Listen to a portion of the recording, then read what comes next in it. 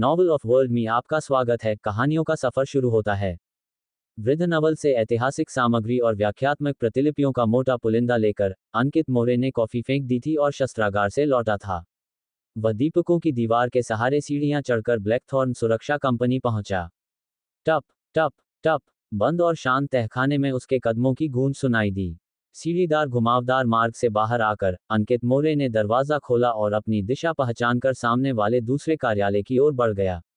एकरसन company का model 1346 typewriter. अंकित मोरे ने बुदबुदाया, जिसने अपने गुरु के कार्यालय और वरुण के स्थान पर ऐसी वस्तुएं देखी थीं। वह टाइपराइटर वाली डेस्क पर गया। खुद को तैयार करके उसने हवा में कुछ टाइप करने का प्रयास किया। तालबद्ध खटखटाहट धातु और उद्योग के भारी मिलन से बनी धुन जैसी लग रही थी। इस धुन के नीचे अंकित मोरे ने खर्च का आवेदन तेजी से टाइप किया। लगभग दोपहर होने पर उसने गर्दन सीधी की और दस्तावेजों को संभाल कर रखा। इसके बाद उसने सुबह गूढ़ विद्या पर जो कुछ सीखा था उसे पढ़ा और संगठित किया। ये सब करने के बाद ही वह अपना आवेदन लेकर बगल के कार्यालय में गया और दरवाजा हल्के से खटखटाया। कैप्टन दमन सिंह भोजन आने का इंतजार कर रहा था। जब उसने अंकित मोरे को दस्तावेज सौंपते देखा तो उसके मुंह के कोने मुड़ गए। ये तुम्हें वृद्ध नवल ने सिखाया? जी, अंकित मोरे ने वृद्ध नवल को बताने में कोई संकोच नहीं किया। दमन ने अपना गहरा लाल फाउंटेन पेन उठाया और हस्ताक्षर किए। मैं अभी चर्च और पुलिस विभाग से जुलाई, अगस्त और सितंबर महीने के लिए फंडिंग के लिए आवेदन कर रहा हूं। मैं तुम्हारा भी इसमें जोड़ दूंगा। जब मंजूरी मिल जाए तो श्रीमती ओजस्विनी से पैसे ले लेना। तुम दोपहर में स्पिरिट पेंडुलम ले सकते हो। ठीक है, अंकित मोरे ने सहजता और जोर से जवाब दिया। उसकी आवाज और आंखों में स्पष्ट रूप से खुशी थी। दमन को विदा कहने से पहले उसने सहज भाव से पूछा, जुलाई, अगस्त और सितंबर का बजट जून तक ही क्यों नहीं मांगा जाना चाहिए था? दमन कुछ सेकंड के लिए चुप रहा, फिर अपनी कॉफी की चुस्की ली। जून में हमें 3 मामले मिले। मैं इतना व्यस्त था कि भूल गया, जैसा कि कैप्टन और उनकी कमजोर याददाश्त से उम्मीद थी। अंकित मोरे जानता था कि उसने ऐसा सवाल पूछ लिया है जो उसे नहीं पूछना चाहिए था। वह हंसा और तुरंत चला गया। इसके साथ ही उसने एक साधारण लेकिन नियमित जीवन शैली शुरू कर दी। एक निजी रसायन प्रयोगशाला में, जहां उपकरण और सामान मौजूद थे। एक लंबी, सुनहरे बालों वाली अदिति हॉल अपने हाथ में पकड़े प्याले को देख रही थी। अंत में प्याले का तरल एक चिपचिपे चांदी के पदार्थ में बदल गया। वाह, मैं सचमुच गूढ़ विद्या में प्रतिभाशाली हूं। एक ही बार में सफलता। मुझे असफलता की चिंता थी और मैंने 2 सेट सामग्री तैयार की थी। लड़की ने खुशी से खुद से कहा। उसने चांदी के तरल के प्याले को एक अंधेरे कोने में छिपाया, मुड़ी और दरवाजे की ओर बढ़ी। सूजी, कौन आया है? अदिति ने दरवाजे का हैंडल घुमाया और दरवाजे के सामने बैठी गोल्डन रिट्रीवर से पूछा। सूजी ने अपनी पूंछ ओबीसियस तरीके से हिलाई। उसकी निजी नौकरानी अनीता पास के गलियारे में दिखाई दी थी। अदिति प्रयोगशाला से बाहर निकली और दरवाजा बंद कर दिया। उसने अनीता की ओर देखा और कहा, क्या मैंने तुम्हें नहीं बताया था? जब मैं रसायन प्रयोग कर रही हूं तो मुझे परेशान मत करना। परेशान, अनीता ने उत्तर दिया, लेकिन वहां डचेस देवी का निमंत्रण है। ड्यूक नटवर की पत्नी। अदिति ने कुछ कदम आगे बढ़कर अनीता से पूछा।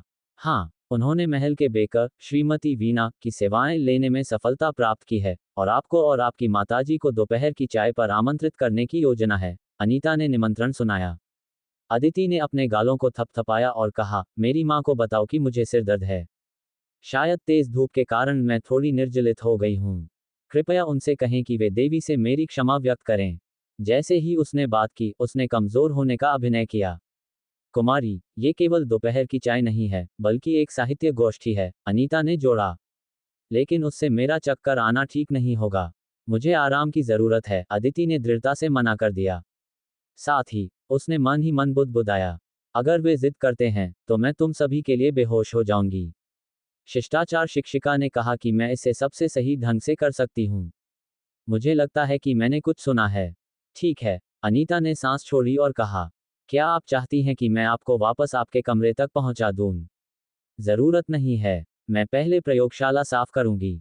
अदिति तुरंत लौटकर औषधि का सेवन करने के लिए उत्सुक थी, लेकिन उसने अपनी बेचैनी को दबाया। जब उसने अनीता को जाते देखा, तभी वह प्रयोगशाला के प्रवेश द्वार पर लौटी। अचानक उसने पाया कि बाहर इंतजार कर रही गोल्डन रिट्रीवर सूजी चली गई थी। इसके अलावा प्रयोगशाला का दरवाजा आधा खुला था। मैं भूल गई कि सूजी हैंडल वाले दरवाजे खोल सकती है।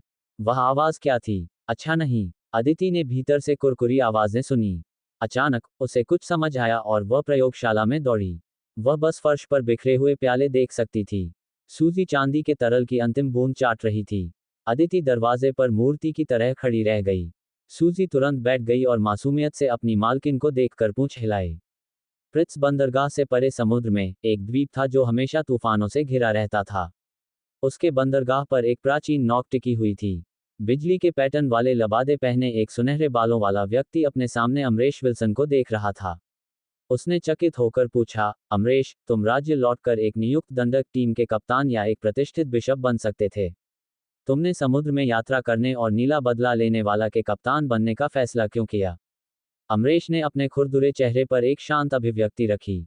उसने गंभीरता से जवाब दिया, सागर तूफान का है। ये प्रभु का राज्य है। मैं प्रभु की इच्छा का पालन करने और उनके राज्य के इस क्षेत्र की निगरानी करने के लिए तैयार हूं। ठीक है। सुनहरे बालों वाले व्यक्ति ने मुट्ठी भींची और अपनी छाती पर मारी। तूफान तुम्हारे साथ रहे। तूफान तुम्हारे साथ रहे। अमरेश ने उसी मानक सलामी के साथ जवाब दिया। शुक्रवार, तीरथ नगर पर तूफान आ गया। भारी बारिश हर घर की खिड़कियों पर बरस रही थी। ब्लैकथॉर्न सुरक्षा कंपनी के अंदर अंकित, मोरे, रोशनी और बद्री रिसेप्शन हॉल में सोफे पर बैठे दोपहर का भोजन कर रहे थे। आज हमारे पास वास्तव में केवल एक ही नाइट कहॉक है। रोशनी ने मोटी सूप की एक चम्मच मुंह में डालते हुए कहा। मैंने सुना है कि स्वर्ण सिंधु में पंथवादी तत्वों वाला एक मामला चल रहा है। इसलिए पुलिस विभाग ने 2 नाइट कहॉक के लिए अनुरोध किया है। बद्री ने अपनी रोटी नीचे रखते हुए कहा। अंकित मोरे ने बची हुई गेहूं की रोटी का उपयोग मांस के रस की अंतिम बूंदों को सोखने के लिए किया और उसे अपने मुंह में भर लिया। उसने एक शब्द नहीं कहा।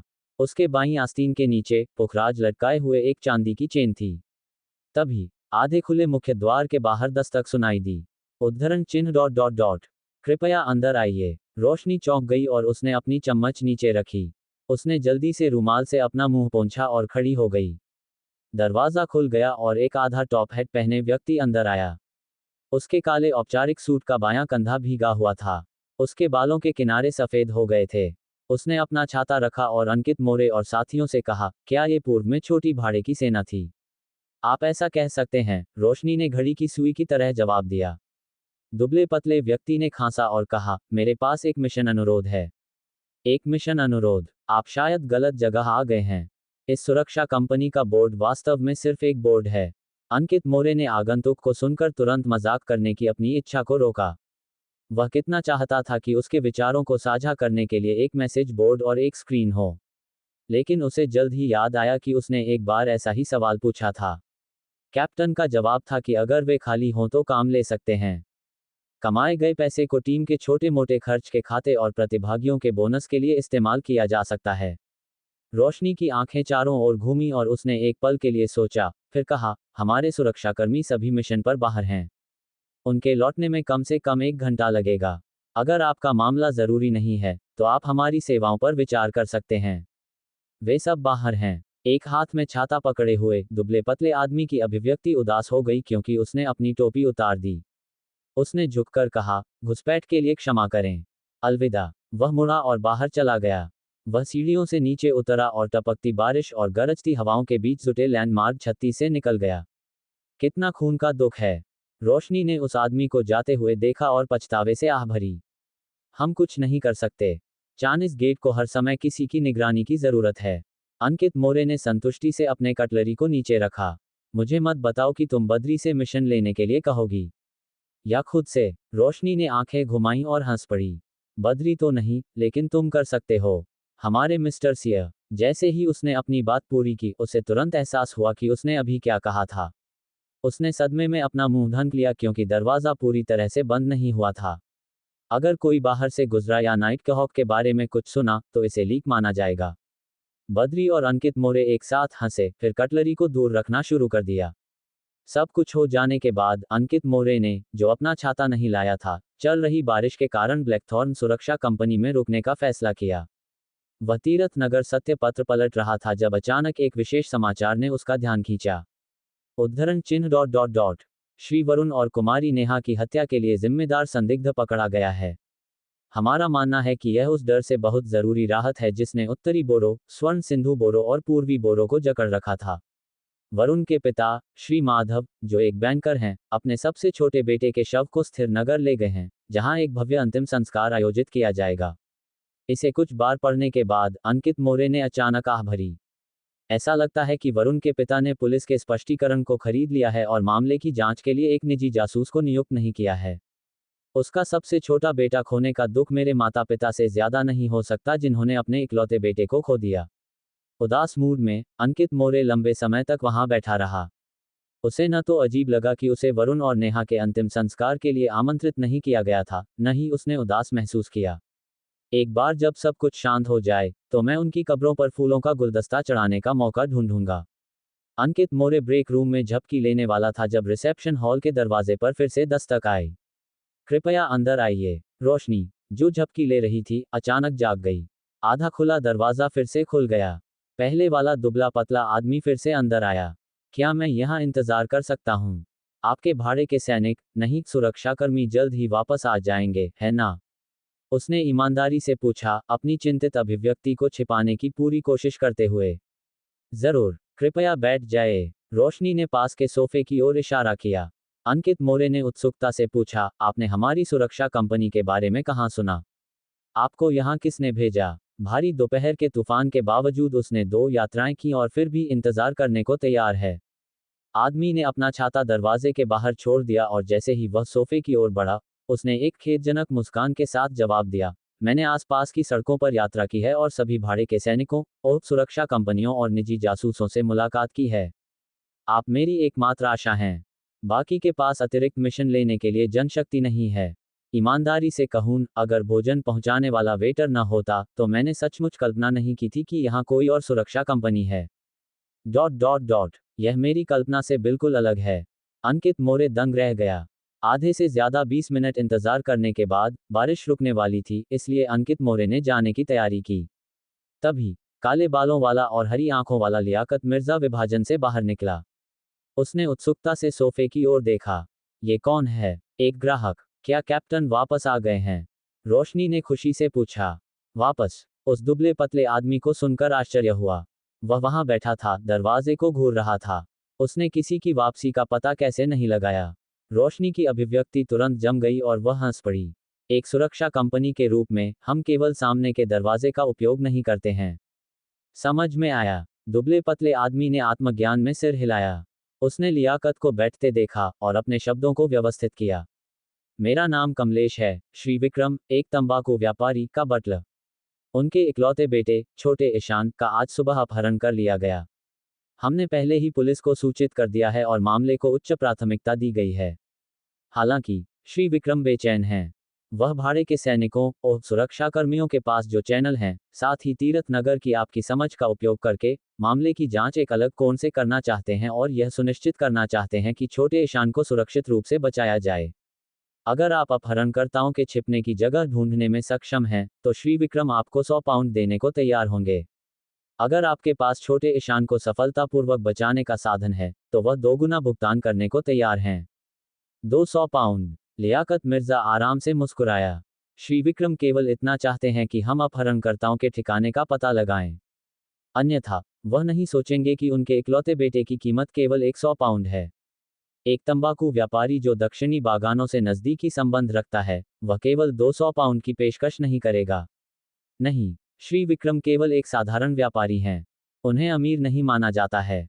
इसके अलावा उनका मानना है कि उनके बेटे को बचाने के लिए पुलिस अधिक पेशेवर होगी। कमलेश ने ईमानदारी से जवाब दिया।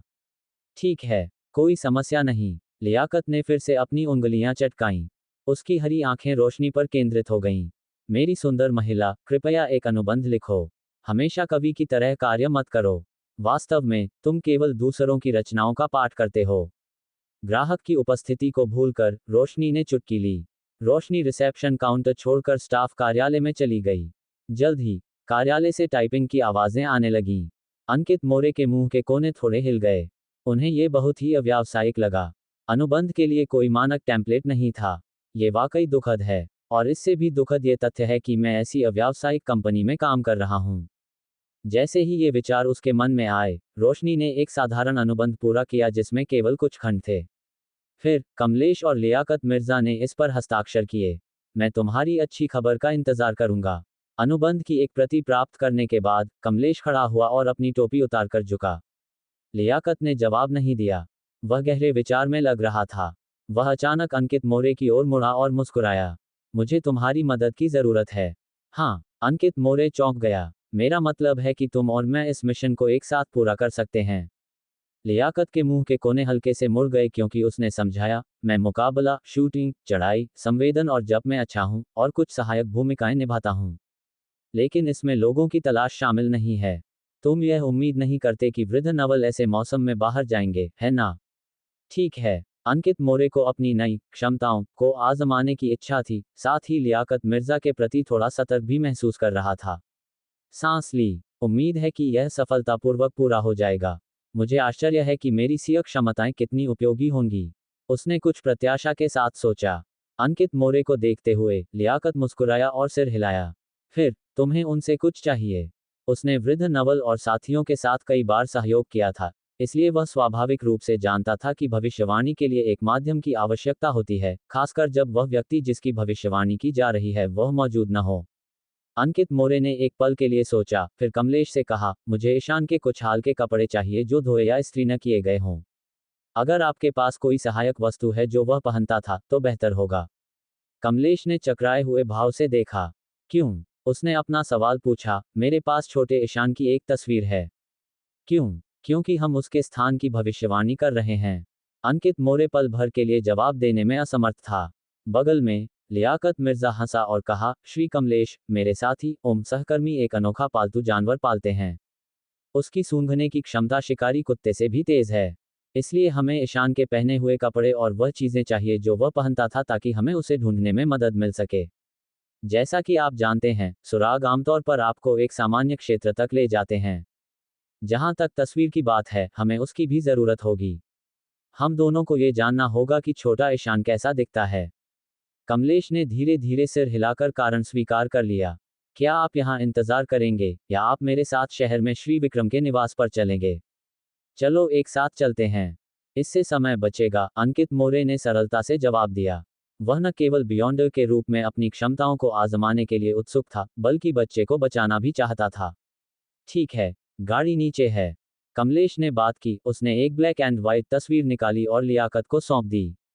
यह अकेले ईशान विक्रम की तस्वीर थी। वह लगभग 10 साल का था, जिसके बाल काफी लंबे थे जो लगभग उसकी आंखों को ढंक रहे थे।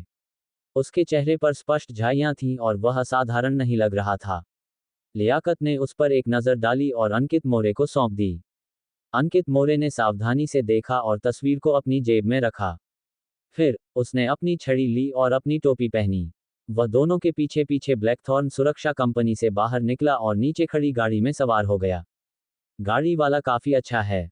लियाकत ने कुछ देर बाद प्रशंसा और मुस्कान के साथ चुप्पी तोड़ी। हाँ, अंकित मोरे ने टालमटोल से जवाब दिया। कमलेश ने जबरदस्ती मुस्कुराया और कहा, आपकी तारीफ उसके लिए सम्मान की बात है। हम जल्द ही वहां पहुंच जाएंगे। चूंकि वे अपहरणकर्ताओं को सतर्क करने से डरते थे, गाड़ी विक्रम के निवास पर नहीं रुकी। इसके बजाय, ये पास की एक सड़क के किनारे रुक गई। कमलेश ने एक छाता लिया और वापस लौटा। कुछ देर इंतजार करने के बाद लियाकत ने फिर से अंकित मोरे से बात की। थोड़ी देर बाद कमलेश वस्तुओं का एक बैग लेकर लौटा। ये छोटे ईशान ने कल पहने हुए कपड़े हैं। ये तूफान तावीज है जो वह पहनता था। अंकित मोरे ने इसे लिया और उस पर एक नजर डाली। उसने पाया कि यह एक लघु सज्जन का औपचारिक सूट था, एक छोटी शर्ट, वेस्ट, बोटाई आदि। और तूफान तावीज कांसे का बना था। इस पर तूफानों और समुद्री लहरों का प्रतिनिधित्व करने वाले प्रतीक उकेरे गए थे, लेकिन उन्होंने अंकित मोरे की धारणा को ट्रिगर नहीं किया। मैं छोटे ईशान के अपहरण से जुड़ी घटनाओं का विस्तार से वर्णन करूंगा। उम्मीद है कि इससे आपको उसे ढूंढना आसान हो जाएगा।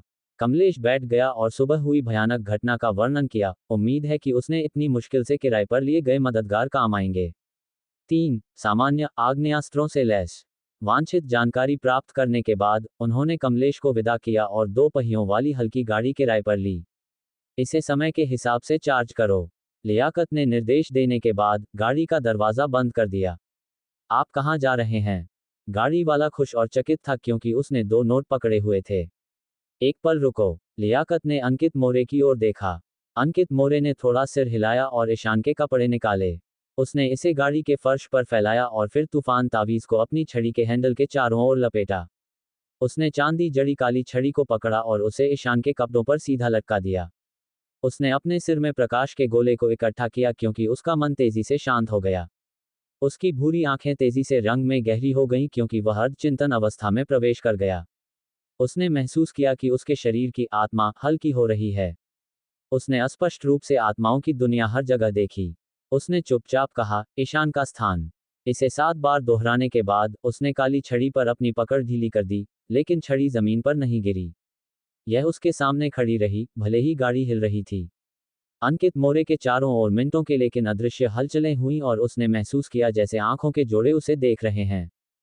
थोड़े डर के साथ उसने अपनी गहरी काली आंखों से छड़ी को देखा। उसने अपने दिल में एक बार फिर पाठ किया, ईशान का स्थान। ईशान का स्थान। उसके ऐसा कहने के बाद छड़ी गिर गई और सीधे आगे की ओर इशारा किया। सीधे। अंकित मोरे ने छड़ी को पकड़ा और गहरी आवाज में कहा। उसकी आवाज थोड़ी ईथर जैसी लग रही थी, जैसे कि वह अज्ञात दुनिया में घुस सकती हो। यह उन भविष्यवाणी क्षमताओं में से एक थी जिसे उसने समझा था। इसे डॉसिंग रॉड सीकिंग कहा जाता था। सीधे जाओ। लियाकत ने गाड़ी वाले को जोर से निर्देश दिया। जब मुड़ने की जरूरत होगी तो हम तुम्हें बताएंगे। गाड़ी धीरे धीरे आगे बढ़ी, एक सड़क के बाद दूसरी सड़क पार करती गई। बीच में अंकित मोरे ने उनकी दिशा को सही करने के लिए डॉसिंग रॉड सीकिंग का इस्तेमाल किया। गाड़ी के एक इमारत का चक्कर लगाने के बाद उसने आखिरकार निर्धारित किया कि ईशान अंदर था। कमलेश को विदा किए हुए केवल 30 मिनट हुए थे। छड़ी भेजने के बाद अंकित मोरे ने ईशान के कपड़ों का उपयोग जारी नहीं रखा। इसके बजाय उसने तूफान तावीज से लिपटी छड़ी को सीधे जमीन पर रखा। उसकी आंखें एक बार फिर काली हो गईं क्योंकि उसके चारों ओर बारिश की बूंदें अचानक अपनी जगह पर घूम गईं। छड़ी एक तिरछेपन के साथ सामने की ओर गिर गई। अंकित मोरे ने सीढ़ियों की ओर इशारा किया और कहा, वहां। कभी कभी मुझे सचमुच वृद्ध नवल से ईर्ष्या होती है। इसी तरह मुझे अब तुमसे ईर्ष्या होती है। इस दृश्य को देखकर लियाकत मुस्कुराया और आह भरी। अंकित मोरे ने उस पर एक नजर डाली और शांत लहजे में जवाब दिया, ये कुछ भी मुश्किल नहीं है। अगर तुम सीखने को तैयार हो तो तुम इसे निश्चित रूप से मास्टर कर लोगे। तुम्हारी समझ बहुत ऊंची होनी चाहिए, है ना? लियाकत ने सिर हिलाया और हंसा। ये कुछ अच्छा नहीं है। उसने अपनी गति तेज की और खत्म होती बारिश के बीच इमारत में चला गया। अंकित मोरे को अपने औपचारिक सूट को भीगने का डर था, इसलिए वह पीछे पीछे दौड़ने लगा। इमारत में केवल 3 मंजिलें थीं। ये पृथ्वी के एक यूनिट ब्लॉक के समान था। प्रत्येक मंजिल का प्रवेश द्वार सीढ़ियों की उड़ान के साथ स्थित था। प्रति मंजिल पर केवल 2 इकाइयां थीं। अंकित मोरे ने पहली और दूसरी मंजिल दोनों पर डॉसिंग रॉड सीकिंग का इस्तेमाल किया, लेकिन छड़ी ऊपर की ओर इशारा करते हुए स्थिर रही।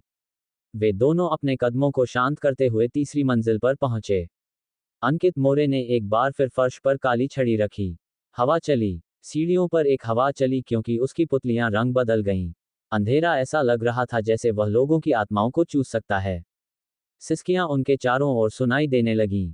अंकित मोरे ने अपनी हथेली को ढीला कर दिया क्योंकि तूफान तावीज से लिपटी छड़ी जादुई ढंग से खड़ी हो गई। उसने चुपचाप फिर से ईशान का स्थान पढ़ा। उसने अपनी काली छड़ी को चुपचाप गिरते देखा क्योंकि उसने दाहिने कमरे की ओर इशारा किया। उन्हें वहीं होना चाहिए। जब अंकित मोरे ने अपनी छड़ी उठाई तो उसने अपनी भान को 2 बार टैप किया। विभिन्न रंग संतृप्त हो गए क्योंकि उसने दाहिने कमरे को देखा। उसने अंदर सभी प्रकार के आभा देखे। 1, 2, 3, 4। 3 अपहरणकर्ता और एक बंधक। संख्याएं मेल खाती हैं। उनकी एक आभा छोटी है। यह शायद ईशान है। श्री कमलेश ने कहा कि उनके पास 2 शिकार राइफल और एक रिवॉल्वर है। अंकित मोरे ने फुसफुसाया। लियाकत हंसा। मुझे उनके लिए एक कविता पढ़ने दो। अपहरणकर्ता क्यों बने? तुम खुशी से सभ्य व्यक्ति क्यों नहीं बन सकते? उसने ईशान के कपड़ों वाला बैग नीचे रखा और 2 कदम आगे बढ़ा। उसकी अभिव्यक्ति अचानक शांत और उदास हो गई। उसकी चुंबकीय और गहरी आवाज धीरे धीरे सुनाई दी। ओह, आतंक का खतरा, लाल चीखों की आशा। एक बात कम से कम निश्चित है कि यह जीवन उड़ता है। एक बात निश्चित है और बाकी सब झूठ है। वह फूल जो एक बार खिल चुका है, हमेशा के लिए मर जाता है। दीपशेख का गाना एक लोरी की तरह लग रहा था, जो दरवाजों से होते हुए घुमावदार लकड़ी की सीढ़ियों में धीरे धीरे गूंज रहा था। अंकित मोरे का मन तुरंत शिथिल हो गया। उसे लगा जैसे उसने एक शांत चांदनी और एक निर्मल लहरों वाली झील देखी हो। उसकी पलकें तेजी से भारी होने लगी, मानो वह खड़े खड़े ही सोने वाला हो। इन अस्पष्ट संवेदनाओं के बीच उसने अपनी पीठ पर एक अजीब, निराकार और उदासीन ध्यान भी महसूस किया। ऐसा लगा जैसे वह स्वयं आत्मा की दुनिया में भटक रहा हो। अंकित को अचानक लगा कि वह फिर से अपने विचारों की श्रृंखला में वापस आ गया है, तो उसे अजीब सा डेजा वू का अनुभव हुआ। अपनी मजबूत आध्यात्मिक धारणा और मनन कॉजिटेशन से अत्यधिक परिचित होने के कारण वह मुश्किल से आधी रात की कविता मिडनाइट पोएम के प्रभाव से बच पाया। हालांकि वह शांत बना रहा और मुश्किल से ही कोई भावना जगा पाया। जल्द ही दीपशेख ने गाना बंद कर दिया और मुस्कुराते हुए अपना सिर घुमाया। मैं कप्तान से फेनापोर्टल ल्यूट के लिए अनुमति लेने पर विचार कर रहा हूँ।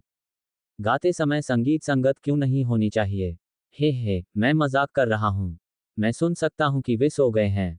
काले बालों वाला, हरी आंखों वाला, काव्यमय व्यक्तित्व वाला रात्रिचा नाइटहॉक एक कदम आगे बढ़ा और उस दरवाजे के पास गया जो उन्हें अपहरणकर्ताओं और बंधक से अलग कर रहा था। उसने अचानक अपना कंधा हिलाया और दरवाजे के ताले पर एक मुक्का मारा। चटक! ताले के चारों ओर की लकड़ी दबी हुई आवाज में टूट गई। इसके लिए सटीक नियंत्रण की आवश्यकता है। दीपशेख ने अपना सिर घुमाया और मुस्कुराया। फिर उसने छेद में हाथ डाला और दरवाजा खोल दिया। अंकित, जो होश में आ चुका था, दीपशेख जितना आश्वस्त नहीं था। उसने अपनी बगल के नीचे हाथ डाला, अपना रिवॉल्वर निकाला और सिलेंडर को घुमाया, ये सुनिश्चित करते हुए कि वह किसी भी पल गोली चला सकता है। जैसे ही दरवाजा पीछे खुला, उसने एक आदमी को मेज पर सोते हुए देखा, जिसके पैरों के पास बंदूक पड़ी थी। दूसरा आदमी होश में आने के प्रयास में आंखें मलता हुआ उठने की कोशिश कर रहा था। धम! दीपशेख आगे बढ़ा और जाग रहे अपहरणकर्ता को बेहोश कर दिया। अंकित ने भी अंदर जाने की योजना बनाई थी, तभी उसे अचानक कुछ महसूस हुआ। वह तेजी से मुड़ा और सीढ़ियों की ओर मुख किया। टप टप टप नीचे से कदमों की आहट आ रही थी। ये स्पष्ट हो गया कि कुछ एक भूरे कोट में बिना टोपी वाला आदमी था जो ब्रेड के एक कागज के थैले को पकड़े हुए सीढ़ियों से घूमता हुआ तीसरी मंजिल की ओर बढ़ रहा था। अचानक वह रुक गया। उसने धातुई चमक के साथ एक बंदूक की नली को अपनी ओर निशाना साधते हुए देखा। उसकी पुतलियों में एक युवा आदमी का प्रतिबिंब था जो आधी टोपी, काले औपचारिक सूट और उसी रंग की बो टाई पहने हुए था। इसमें वह छड़ी भी दिखाई दी जो रेलिंग के साथ टिकी हुई थी और वह खतरनाक रिवॉल्वर भी। हिलो मत, हाथ ऊपर करो। 3, 2, 1। अंकित का लहजा गहरा लेकिन शांत था। उसने रिवॉल्वर को दोनों हाथों से पकड़ा और अभ्यास से उस आदमी को एक लक्ष्य के रूप में कल्पना करने की कोशिश की। तनावपूर्ण माहौल के बीच भूरे कोट वाले आदमी ने ब्रेड का थैला फेंक दिया और धीरे धीरे अपने हाथ ऊपर उठा लिए। श्रीमान, क्या ये किसी तरह का मजाक है? क्या कोई गलतफहमी हुई है? उसने मुस्कुराने की कोशिश करते हुए उस उंगली पर टकटकी लगाई जिसे अंकित ने ट्रिगर पर रखा था। अंकित अस्थायी रूप से यह निर्धारित नहीं कर सका कि वह कोई साथी है या पड़ोसी, लेकिन उसने कोई असामान्य बात नहीं दिखाई। उसने गहरी आवाज में कहा, विरोध करने की कोशिश मत करो। थोड़ी देर में कोई यह निर्धारित करेगा कि यह गलतफहमी है या नहीं। तभी दीपशेख, जो अपहरणकर्ताओं को संभालने का काम खत्म कर चुका था, बाहर आया और सीढ़ियों में उस आदमी को देखा। उसने आराम से कहा, तो अपहरणकर्ताओं का एक और साथी है जो खाना खरीदने और पहुंचाने के लिए जिम्मेदार है। ये सुनकर उस आदमी की पुतलियां सिकुड़ गईं और उसने अचानक अपना पैर उठाया और ब्रेड के थैले को ऊपर उछाल दिया ताकि अंकित की दृष्टि बाधित हो जाए। अंकित अप्रभावित होते हुए अपने सामान्य प्रशिक्षण की तरह ही ठंडक से ट्रिगर खींचा। बैंग! आदमी के बाएं कंधे से खून बह निकला। वह जमीन पर गिर गया और दूसरी मंजिल से भागने की कोशिश की। हालांकि दीपशेख पहले ही रेलिंग की ओर हाथ बढ़ा चुका था और खुद को उछालकर ऊपर से कूद गया। एक दबी हुई धमक के साथ दीपशेख उस आदमी के ऊपर उतरा। आदमी बेहोश हो गया और दीपशेख ने अपने ऊपर पड़े कुछ खून को हटाया। उसने अंकित की ओर देखा और हंसा। बढ़िया निशाना। मैं उसके पैरों पर निशाना लगाने की कोशिश कर रहा था। अंकित के होठों का कोना अनजाने में फड़का और उसे खून की गंध महसूस हुई। उसने पाया कि दृष्टा स्य औषधि का सेवन करने के बाद भी, हालांकि उसकी दृश्य, श्रवण या स्पर्श इंद्रियों में कोई वृद्धि नहीं हुई थी, फिर भी वह रुकी हुई वस्तुओं को देख सकता था और धीमी कदमों की आहट सुन सकता था, जिससे उसे पूर्व निर्णय लेने में मदद मिली। क्या यह आध्यात्मिक धारणा के दायरे में था? अंकित ने सोचते हुए सिर हिलाया जब उसने दीपशेख को साथी के कब्जे में एक तेज खंजर ढूंढते हुए और उसे कमरे में घसीटते हुए देखा। एक हाथ में बंदूक और दूसरे में छड़ी लेकर अंकित अपहरणकर्ता के कमरे में दाखिल हुआ। उन्होंने एकांश विक्रोय को गोली की आवाज से चौंक कर जागते हुए देखा, जो एक सिकुड़ी हुई स्थिति से धीरे धीरे सीधा होकर बैठ रहा था। दीपशेख ने तीनों अपहरणकर्ताओं को उस रस्सी से सुरक्षित रूप से बांध दिया था जिसका इस्तेमाल उन्होंने एकांश के खिलाफ किया था। उन्हें एक कोने में ढेर करके फेंक दिया गया था। रस्सी की कमी को उनके कपड़े फाड़कर पूरा किया गया था। कंधे में गोली लगने वाले बेहोश आदमी को पट्टी बांधी गई थी, लेकिन दीपशेख ने अपने हाथ गंदे करने से परहेज किया, इसलिए उसने गोली निकालने में उसकी मदद नहीं की। आप लोग कौन हैं? एकांश ने अपने सामने का दृश्य देखकर सुखद आश्चर्य से हकलाया। हाँ, तुमने सही अंदाजा लगाया। बहुत सटीक। घुटनों के बल बैठे दीपशेख ने लापरवाही से जवाब दिया। मुझे कभी उम्मीद नहीं थी कि इस कमीने में कुछ हास्य कोशिकाएं होंगी। अंकित ने अपना रिवॉल्वर नीचे किया और एकांश से कहा, हम तुम्हारे पिता द्वारा किराए पर लिए गए भाड़े के सैनिक हैं। तुम हमें सुरक्षाकर्मी भी कह सकते हो। फ्यू, सच में? क्या मैं बच गया? एकांश ने खुशी से कहा, बिना कोई हरकत करने की हिम्मत किए। ये स्पष्ट था कि अपहरण के शिकार होने के इन कुछ घंटों में उसने काफी कठोरता झेली थी। उसमें उस तरह की जल्दबाजी नहीं थी जो उसकी उम्र के किसी व्यक्ति में आमतौर पर होती है। दीपशेख खड़ा हुआ और अंकित से कहा, नीचे जाओ और कुछ गश्ती पुलिस वालों को ढूंढो। उनसे तंबाकू व्यापारी को सूचित करने के लिए कहो। मैं एक बच्चे और 4 बेवकूफों के साथ एक अपहरणकर्ता की तरह बाहर नहीं निकलना चाहता। अंकित, जो परिणाम के बारे में सोच रहा था, ने सिर हिलाया। उसने अपना रिवॉल्वर रख लिया, अपनी छड़ी उठाई और सीढ़ियों की ओर चल दिया। जैसे जैसे वह सीढ़ियों से नीचे जा रहा था, उसे एक बेचैनी महसूस हो रही थी कि वह कुछ भूल गया है। इसके अलावा, उसने दीपशेख को एकांश से कहते हुए सुना, घबराओ मत। तुम जल्द ही अपने पिता, माता और अपने पुराने बटलर क्ले से मिलोगे। क्यों ना हम क्विंट का एक राउंड खेलें? छूटा हुआ रहस्य। अंकित ने अपनी हंसी को दबाया और गलियों में बाहर आ गया। पैदल चलने वालों की मदद से उसने 2 गश्ती पुलिस वालों को ढूंढा। उसने विशेष संचालन विभाग के सदस्य के रूप में अपने बैज और पहचान का उपयोग नहीं किया। इसके बजाय उसने एक पेशेवर सुरक्षा कंपनी के रूप में अपनी पहचान का उपयोग किया और घटनाओं को तथ्यात्मक रूप से सुनाया। जहां तक उसके पास बंदूक होने की बात थी, वह बिल्कुल भी चिंतित नहीं था। उसे परसों ही एक सर्वउद्देशीय हथियार उपयोगिता प्रमाण पत्र मिला था। आंतरिक चैनलों के माध्यम से उसका आवेदन तेजी से किया गया था। दोनों पुलिस वालों ने एक दूसरे को देखा और उनमें से एक अतिरिक्त बल जुटाने और विक्रोय परिवार को सूचित करने के लिए चला गया। दूसरा पुलिस वाला अंकित के साथ अपहरणकर्ताओं के कमरे में गया। 40 मिनट से अधिक प्रतीक्षा करने के बाद, जब पुलिस वाला ध्यान नहीं दे रहा था, तो दीपशेख ने अंकित को संकेत दिया।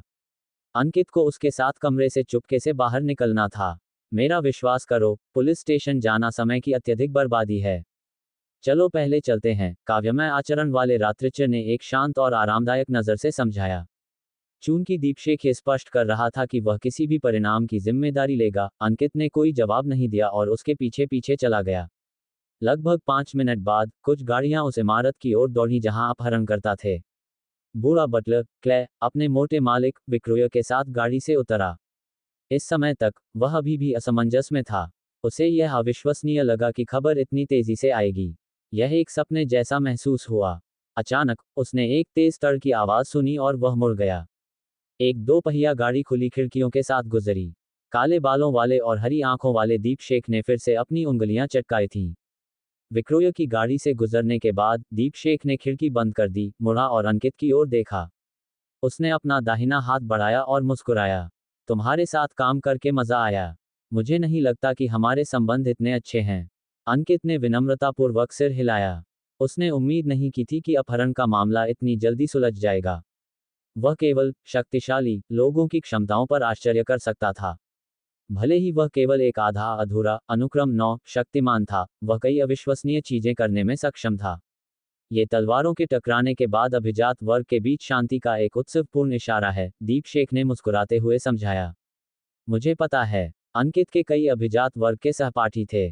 उसने खिड़की के बाहर देखा और भौहें सिकोड़कर कहा, क्या हमें श्री क्ले से पुष्टि नहीं करनी चाहिए? अगर वह मानते हैं कि पुलिस ने एकांश को बचाया है, तो हमारा कमीशन आधा हो जाएगा।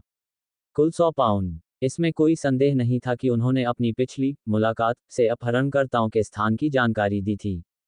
परवाह मत करो, हमारे लिए पैसा इतना महत्वपूर्ण नहीं है, दीपशेख ने कंधे उचकाते हुए कहा। यह मेरे लिए बहुत महत्वपूर्ण है। अंकित ने एक विनम्र मुस्कान जबरदस्ती दी और कहा, कई कवि गरीबी से जल्दी मर गए। दीपशेख हंसा। मुझे विश्वास है कि एकांश इस मामले में झूठ नहीं बोलेगा। मैं कह सकता हूं कि उसमें अभी भी कुछ मासूमियत बाकी है। हालांकि तुम्हें भी 200 पाउंड के कमीशन का ज्यादा हिस्सा नहीं मिलेगा। मुझे कितना मिलेगा? अंकित ने तुरंत पूछा। जैसा कि हमेशा से अनकहा नियम रहा है, कमीशन का आधा हिस्सा श्रीमती ओजस्विनी को टीम के लिए अतिरिक्त धन के रूप में सौंपा जाएगा। बाकी सदस्यों के बीच बांटा जाएगा। अफसोस की बात है कि तुम एक औपचारिक सदस्य नहीं हो, तुम्हें शेष आधे का केवल 10% ही मिलेगा। 10 पाउंड, ये भी बुरा नहीं है। अंकित ने दुख महसूस करने का नाटक किया और पूछा, क्या तुम्हें चिंता नहीं है कि अपहरणकर्ताओं को जागने के बाद पता चल जाएगा कि वे एक शक्तिमान की शक्तियों के प्रभाव में थे? उन्हें कुछ भी संदेह नहीं होगा। वे केवल यह मानेंगे कि मौसम अच्छा था और सोने के लिए बहुत अनुकूल था, जिसके कारण वे ऊँघ गए। वे ये भी मानेंगे कि गाना केवल उनके सपनों में मौजूद था। ये कुछ ऐसा है जिसे हमने पहले सत्यापित किया है, दीपशेख ने बहुत आत्मविश्वास से जवाब दिया। इसके बजाय, ये तुम्हारी दानव शिकारी गोलियां हैं जो संदेह पैदा कर सकती हैं। बेशक, तुम्हारा रहस्यवाद का आनंद लेने वाला एक अजीब व्यक्ति होना एक पूरी तरह से उचित व्याख्या होगी। मैं समझा। अंकित को राहत मिली। उसे बस यही महसूस हो रहा था कि वह कुछ भूल गया है या अनदेखा कर गया है। एक डरावना ख्वाब और अतीत की दस्तक। जुटलैंड मार्ग पर लौटने के बाद अंकित ने क्ले के आने का इंतजार नहीं किया। वह विलेज के स्थान पर टहला और घर जाने के लिए एक अलग रास्ता लिया। रास्ते में उसने रात के खाने के लिए कुछ बीफ और जैतून खरीदे। भोजन हमेशा की तरह आनंददायक था। तीनों भाई बहन बेकार की बातें कर रहे थे। हालांकि एक अतिरिक्त आगंतुक था।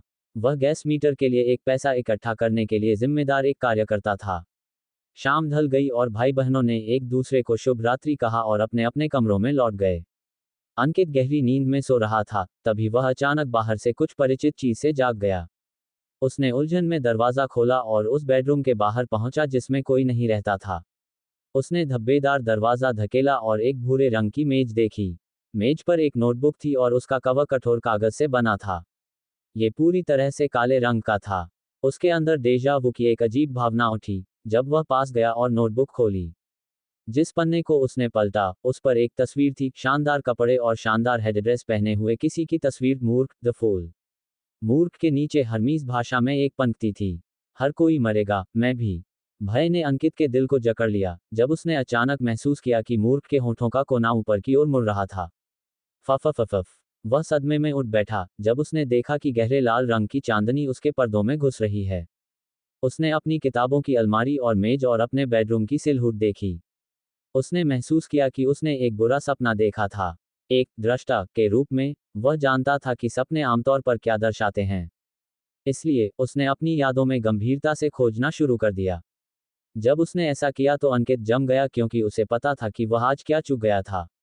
जब वह दीपशेख के गाने में डूबा हुआ था तो उसने अपनी पीठ पर एक निराकार और उदासीन ध्यान महसूस किया था।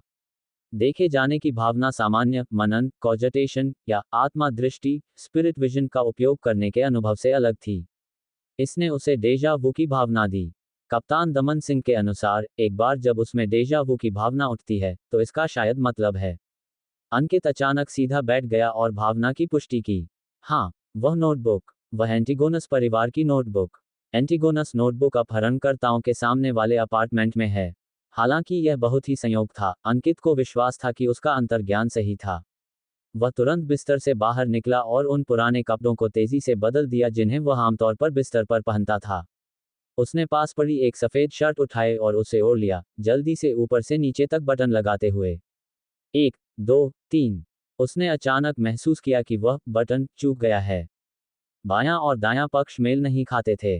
ध्यान से देखने पर अंकित ने महसूस किया कि उसने पहला बटन लगाने में गलती कर दी थी, जिससे शर्ट मुड़ गई थी। उसने लाचारी से सिर हिलाया और फिर एक गहरी सांस ली और धीरे धीरे सांस बाहर निकाली, अपने मनन तकनीकों का उपयोग करके अपनी शांति बहाल की। अपनी सफेद शर्ट और काली पतलून पहनने के बाद उसने मुश्किल से अपनी बगल की कमर कसकर पहन ली। उसने अपने नर्म तकिए के नीचे छिपे हुए रिवॉल्वर को बाहर निकाला और उसे कमर पर लगाया।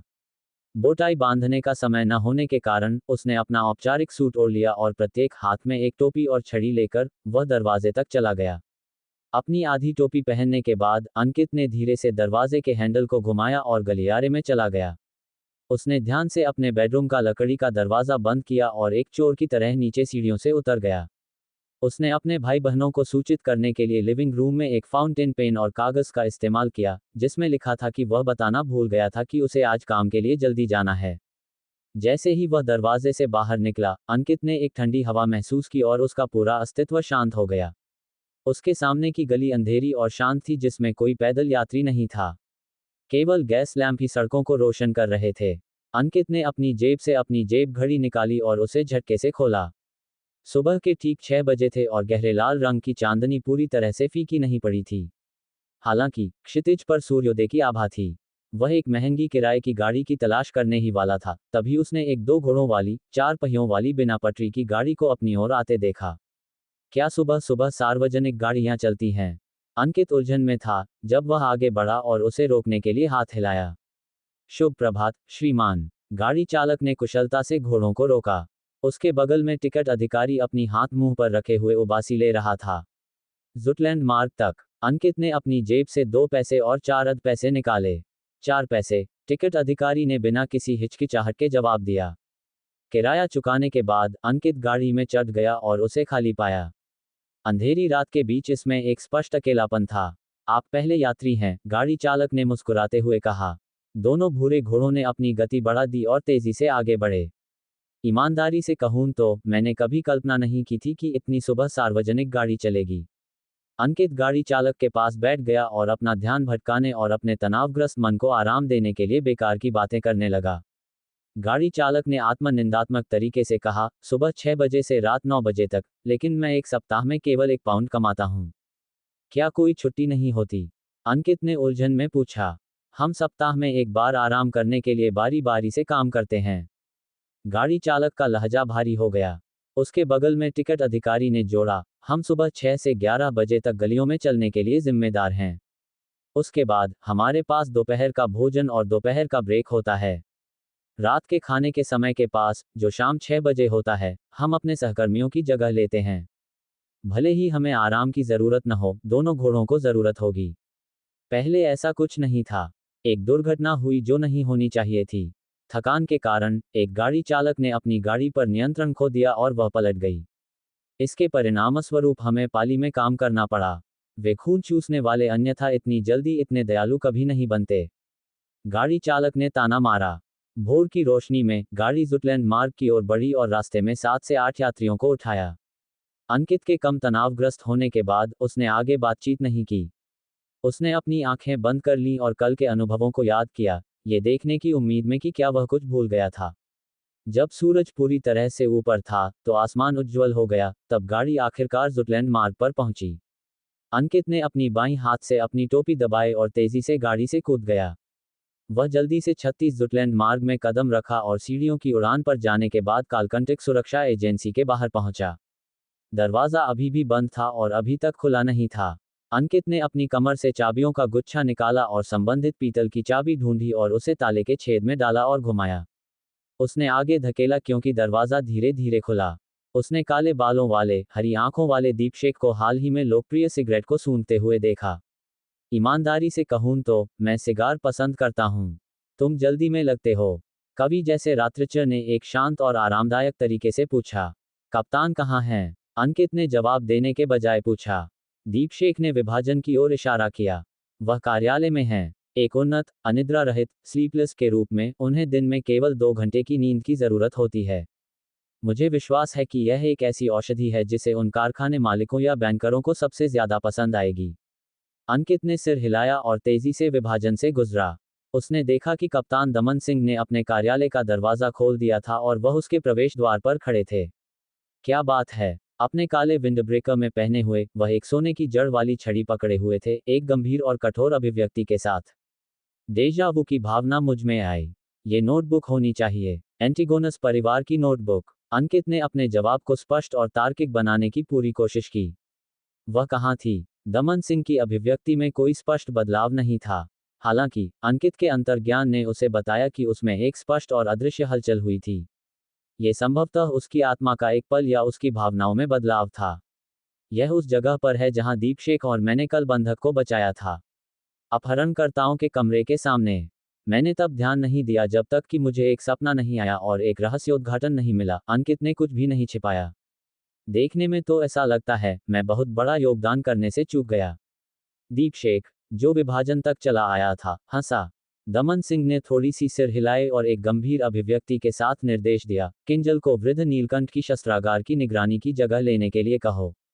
वृद्ध नीलकंठ और फ्राई हमारे साथ आएंगे। दीपशेख ने चंचलता बंद कर दी और तुरंत किंजल और फ्राई को सूचित किया, जो रात्रिचरों के मनोरंजन कक्ष में थे। उनमें से एक अनिद्रा रहित था और दूसरा शव संग्राहक, कॉप्स कलेक्टर। 5 मिनट बाद रात्रिचरों के अधिकार क्षेत्र में आने वाली दोपहिया गाड़ी सुबह की विरल गलियों में चलने लगी। दीपशेख ने एक पंख वाली टोपी, एक शर्ट और एक बनियान पहनी थी। उसने गाड़ी चालक के रूप में काम किया, समय समय पर एक चाबुक मारता था, एक तेज चटक की आवाज भेजता था। गाड़ी के अंदर अंकित और वृद्ध नीलकंठ एक तरफ बैठे थे। उनके सामने दमन सिंह और फ्राई थे। शव संग्राहक की त्वचा इतनी सफेद थी कि ऐसा लग रहा था कि या तो वह बहुत लंबे समय से सूरज के नीचे नहीं गया था या उसे गंभीर रक्त की कमी थी। वह 30 के दशक में लग रहा था, काले बाल और नीली आंखें थीं। उसकी नाक का पुल ऊंचा था और उसके होंठ बहुत पतले थे। उसका एक ठंडा और अंधेरा आचरण था और उसमें अक्सर शवों को छूने की हल्की गंध आती थी। स्थिति को फिर से विस्तार से दोहराओ। दमन सिंह ने अपने काले विंडब्रेकर का कॉलर ठीक किया। अंकित ने अपनी आस्तीन में लटके हुए पुखराज को सहलाया जब उसने उनके मिशन के कमीशन से लेकर सपने तक शुरू किया। बगल में वृद्ध नीलकंठ हंसा। तुम्हारा भाग्य उस एंटिगोनस परिवार की नोटबुक से जुड़ा हुआ लगता है। मैंने कभी उम्मीद नहीं की थी कि तुम इससे इस तरह से मिलोगे। ये सही है। क्या ये बहुत ज्यादा संयोग नहीं है? शुक्र है। दीपशेख ने अभी जिक्र किया था कि एकांश के अपहरण की प्रारंभिक जांच से खेलने वाली रहस्यमय शक्तियों के छिपे हुए गुटों का कोई संकेत नहीं मिला था। ये पूरी तरह से पैसे से प्रेरित एक अपराध था। अन्यथा मुझे सच में संदेह होगा कि क्या किसी ने जानबूझकर ऐसा होने की व्यवस्था की थी। अंकित को स्थिति काफी उत्सुक लगी। ये बहुत ज्यादा संयोग था। दमन सिंह ने अपने विचार व्यक्त नहीं किए क्योंकि वह गहरे विचार में थे। इसी तरह शव संग्राहक फ्राई ने अपने काले विंडब्रेकर में अपनी चुप्पी बनाए रखी। जब गाड़ी अंकित द्वारा बताई गई इमारत पर रुकी, तभी चुप्पी टूटी। चलो ऊपर चलते हैं। अंकित, तुम और वृद्ध नीलकंठ पीछे चलना। सावधान रहना, बहुत सावधान। दमन सिंह गाड़ी से उतरे और एक अजीब रिवॉल्वर बाहर निकाला जिसका बैरल स्पष्ट रूप से लंबा और मोटा था। उन्होंने उसे अपनी दाहिनी जेब में भर लिया। ठीक है। अंकित ने आगे बढ़ने की हिम्मत नहीं की। दीपशेख को गाड़ी देखने के लिए किसी को ढूंढने के बाद पांचों शक्तिमान व्यवस्थित रूप से इमारत में चले गए। बहुत हल्की कदमों की आहट के साथ वे तीसरी मंजिल पर पहुंचे। क्या ये जगह है? दीपशेख ने अपहरणकर्ताओं के सामने वाले अपार्टमेंट की ओर इशारा किया। अंकित ने अपनी भौहों को 2 बार टैप किया और अपनी आत्मा दृष्टि स्पिरिट विजन सक्रिय की। इस स्थिति में उसकी आध्यात्मिक धारणा फिर से बढ़ गई। उसे दरवाजा परिचित लगा, जैसे वह एक बार पहले इसमें प्रवेश कर चुका हो। हाँ, उसने पुष्टि में सिर हिलाया। वृद्ध नीलकंठ ने भी अपनी आध्यात्मिक धारणा सक्रिय की और ध्यान से देखने के बाद उसने कहा, अंदर कोई नहीं है, न ही जादू की कोई आध्यात्मिक चमक है। शव संग्राहक फ्राई ने अपनी कर्कश आवाज में जोड़ा, कोई बुरी आत्माएं नहीं हैं। वह अपनी आत्मा दृष्टि को सक्रिय किए बिना भी कई आध्यात्मिक निकायों को देख सकता था, जिसमें बुरी आत्माएं और बेचैन भूत शामिल थे। दीपशेख ने एक कदम आगे बढ़ाया और कल की तरह दरवाजे के ताले पर मुक्का मारा। इस बार न केवल आसपास की लकड़ी टूट गई, बल्कि दरवाजे का ताला भी उड़ गया और जमीन पर शोर मचाते हुए गिर गया। अंकित को तुरंत एक अदृश्य मुहर गायब होती हुई महसूस हुई। इसके तुरंत बाद उसे एक तीव्र बदबू की गंध महसूस हुई। लाश, एक सड़ती हुई लाश, फ्राई ने ठंडक से वर्णन किया। उसे मतली का सामना करते हुए नहीं देखा गया। दमन सिंह ने अपना काला दस्ताने वाला दाहिना हाथ बढ़ाया और धीरे धीरे दरवाजा धकेलकर खोला। पहली चीज जो उन्होंने देखी वह एक चिमनी थी। जुलाई की शुरुआत के लिए कमरे से एक असामान्य गर्मी निकल रही थी। चिमनी के सामने एक रॉकिंग चेयर थी। उस पर काले और सफेद रंग की पोशाक पहने हुए एक बूढ़ी महिला बैठी थी। उसका सिर नीचे झुका हुआ था। उसका शरीर असामान्य रूप से बड़ा था। उसकी त्वचा काली हरी और सूजी हुई थी। ऐसा लगा जैसे वह एक साधारण प्रहार से फट जाएगी। अंदर से एक गंदी सड़ने वाली बदबू निकलती है।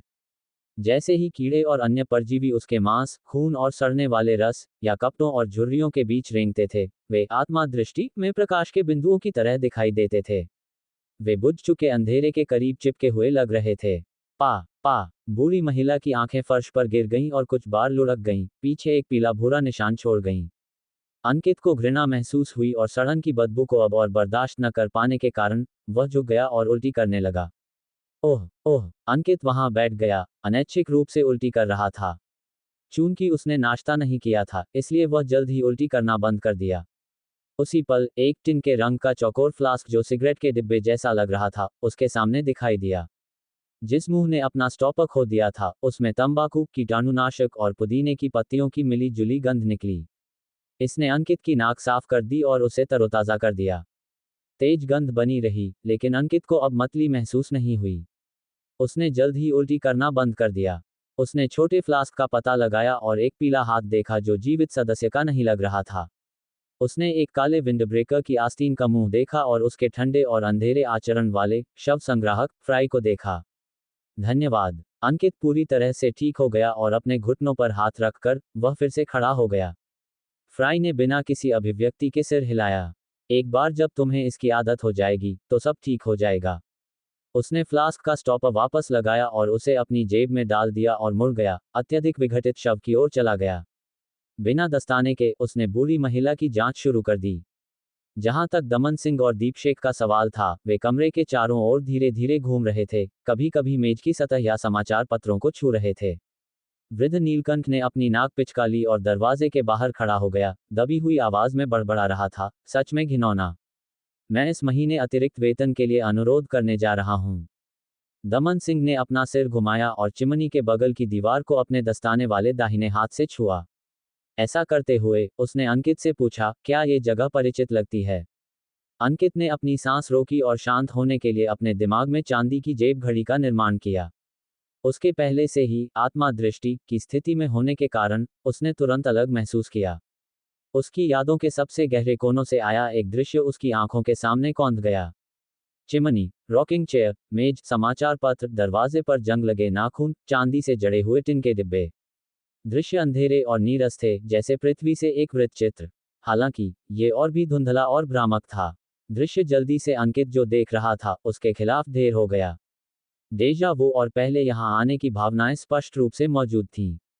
एक भ्रामक और अलौकिक चीख अदृश्य दीवारों से गुजरती हुई लग रही थी।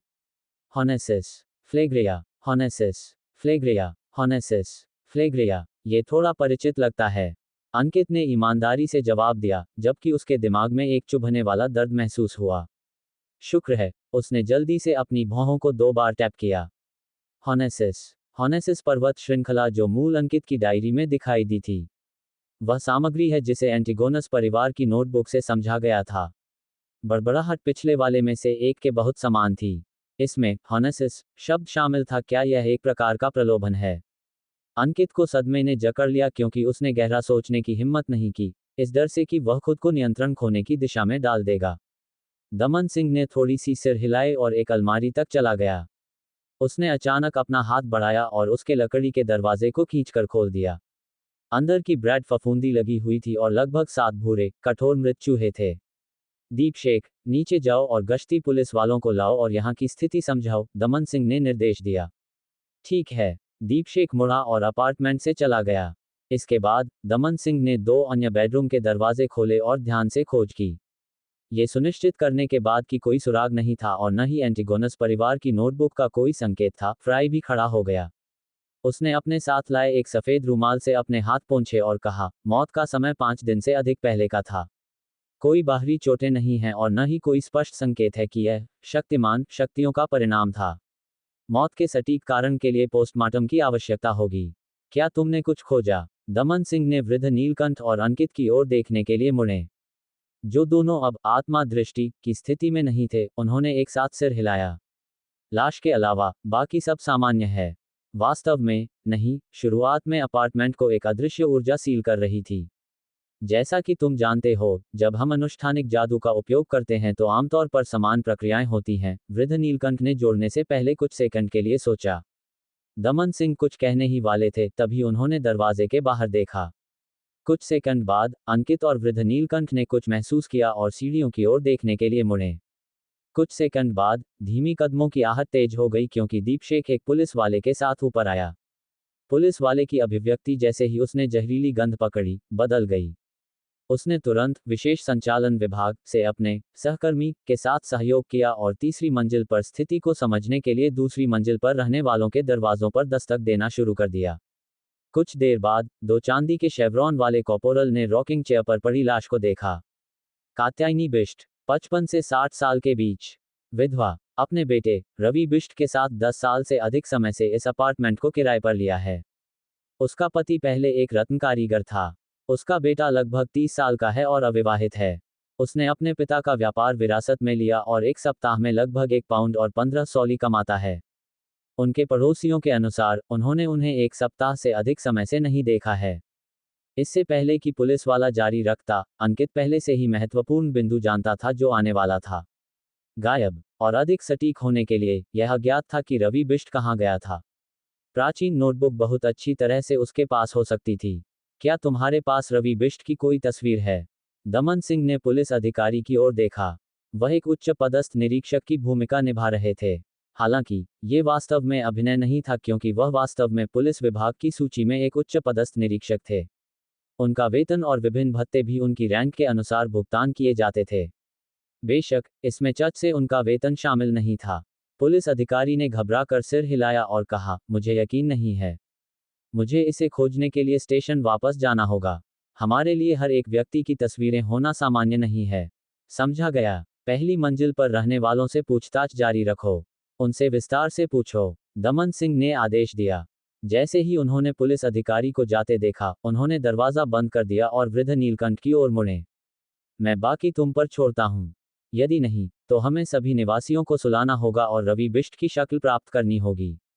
हाँ, मुझे मौखिक विवरण पर आधारित रेखाचित्रों पर वास्तव में विश्वास नहीं है। वृद्ध नीलकंठ ने सिर हिलाया। उन्होंने अपनी काली क्लासिक बागे में एक जेब से कुछ अंगूठे के आकार की बोतलें निकाली और तरल पदार्थों को एक विशेष क्रम में बिखेर दिया। इसके तुरंत बाद, उसने पाउडर का एक गुच्छा निकाला और उसे अपने चारों ओर एक वृत्त में बिखेर दिया। अजीब तरह से, एक तीखी गंध फैल गई और कमरे में मतली लाने वाली गंधों से प्रभावित नहीं हुई। अंकित ने भी अचानक ध्यान दिया कि उसके चारों ओर एक अदृश्य बल क्षेत्र था। इसने उसे पर्यावरण और बाकी सभी से अलग कर दिया। यह अपनी पिछली स्थिति में कमरे जैसा था। वृद्ध नीलकंठ ने अपनी आंखें आधी बंद कर लीं, जब उसके होंठ एक नर्म और अस्पष्ट मंत्र बुदबुदा रहे थे। तैयार न होने के कारण, अंकित ने अस्पष्ट रूप से शब्द सुने, देवी, मुझे शक्ति दो, हम रात की सुरक्षा की प्रतीक्षा करते हैं। अचानक एक हवा खिड़कियों से गुजरी और पाउडर को उड़ा दिया। अंकित का दिल अचानक कांप गया क्योंकि उसे अपने पूरे शरीर पर रोंगटे खड़े हो गए। उसे वर्णन करना मुश्किल लगा। एक भयावह गंध, जिसने उसे सीधे देखने से डर दिया, तेजी से फैल गई। वह भ्रमित था क्योंकि वह तनावग्रस्त हो गया था, आराम करने में असमर्थ था। ऐसा महसूस हुआ जैसे वह एक अत्यधिक उन्नत गणितीय समस्या पर काम करने के बाद की स्थिति में डूब गया हो। अचानक, वृद्ध नीलकंठ की आंखें खुल गईं, उसकी आंखें पिच ब्लैक थीं। उसने अपनी जेब से एक फाउंटेन पेन निकाला और मेज पर कागज के एक टुकड़े पर चित्र बनाना शुरू कर दिया। वह इतना तेज था कि उसका पूरा शरीर कांप रहा था। अंकित ने अपनी नज़र केंद्रित की और धंसी हुई आंखों और एक ऊंचे नाक के पुल वाला एक चेहरा तेजी से दिखाई दिया।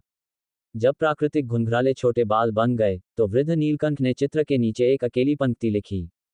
काले बाल, गहरी नीली आंखें। उसके मुंह के बाएं तरफ पूरी तरह से सिरेमिक दांत का इम्प्लांट है। पड़ा। वृद्ध नीलकंठ के हाथ में फाउंटेन पेन कागज पर गिर गया क्योंकि उसका शरीर कुछ बाहर था। ये रवि बिष्ट की छवि है जो कमरे में बचे हुए चीजों के अनुसार है। वृद्ध नीलकंठ ने फुसफुसाया, जैसे ही उसकी आंखों का रंग तेजी से बहाल हुआ। फिर, वह अपने मूल स्थान पर वापस मुड़ा और धीरे धीरे उसके चारों ओर घूम गया। अदृश्य बल क्षेत्र जिसने चीजों को अलग कर दिया था, तुरंत एक हवा के रूप में विलीन हो गया।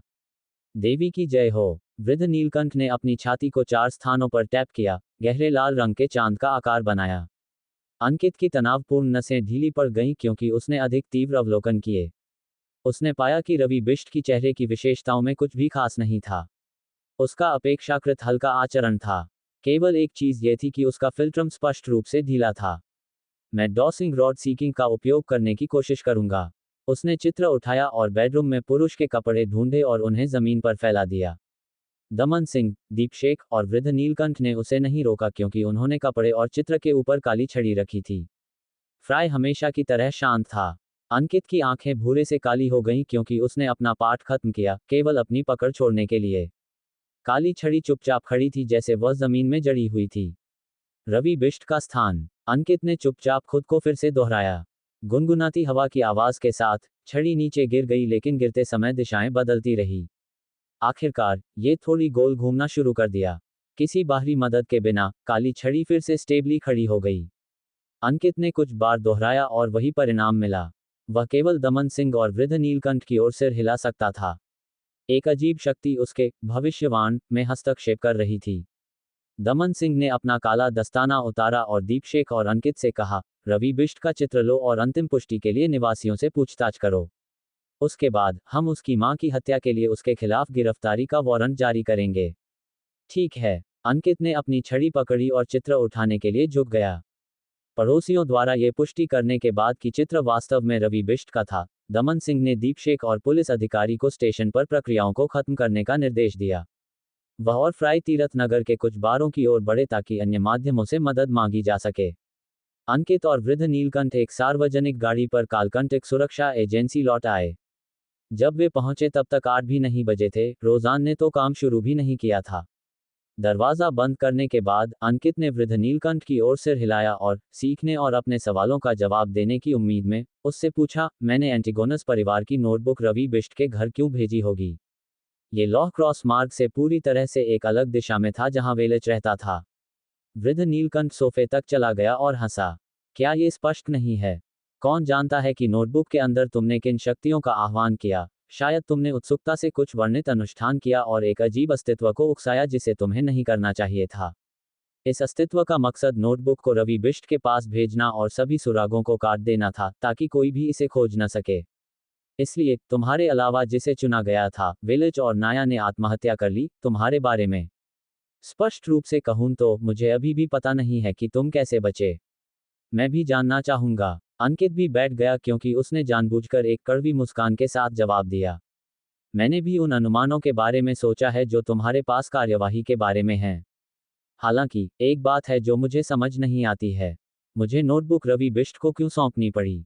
वृद्ध नीलकंठ ने कंधे उचकाए और कहा, शायद उसका जीवन पथ संख्या 1 आवश्यकताओं से मेल खाता है, या शायद वह एंटिगोनस परिवार के अंतिम शेष वंशजों में से एक है। संक्षेप में, बहुत सारी संभावनाएं हैं। और नोटबुक को तीरथ नगर क्यों बेचा गया, इसके भी समान कारण होंगे। मुझे नहीं लगता कि यह इसलिए है क्योंकि वह एक वंशज है।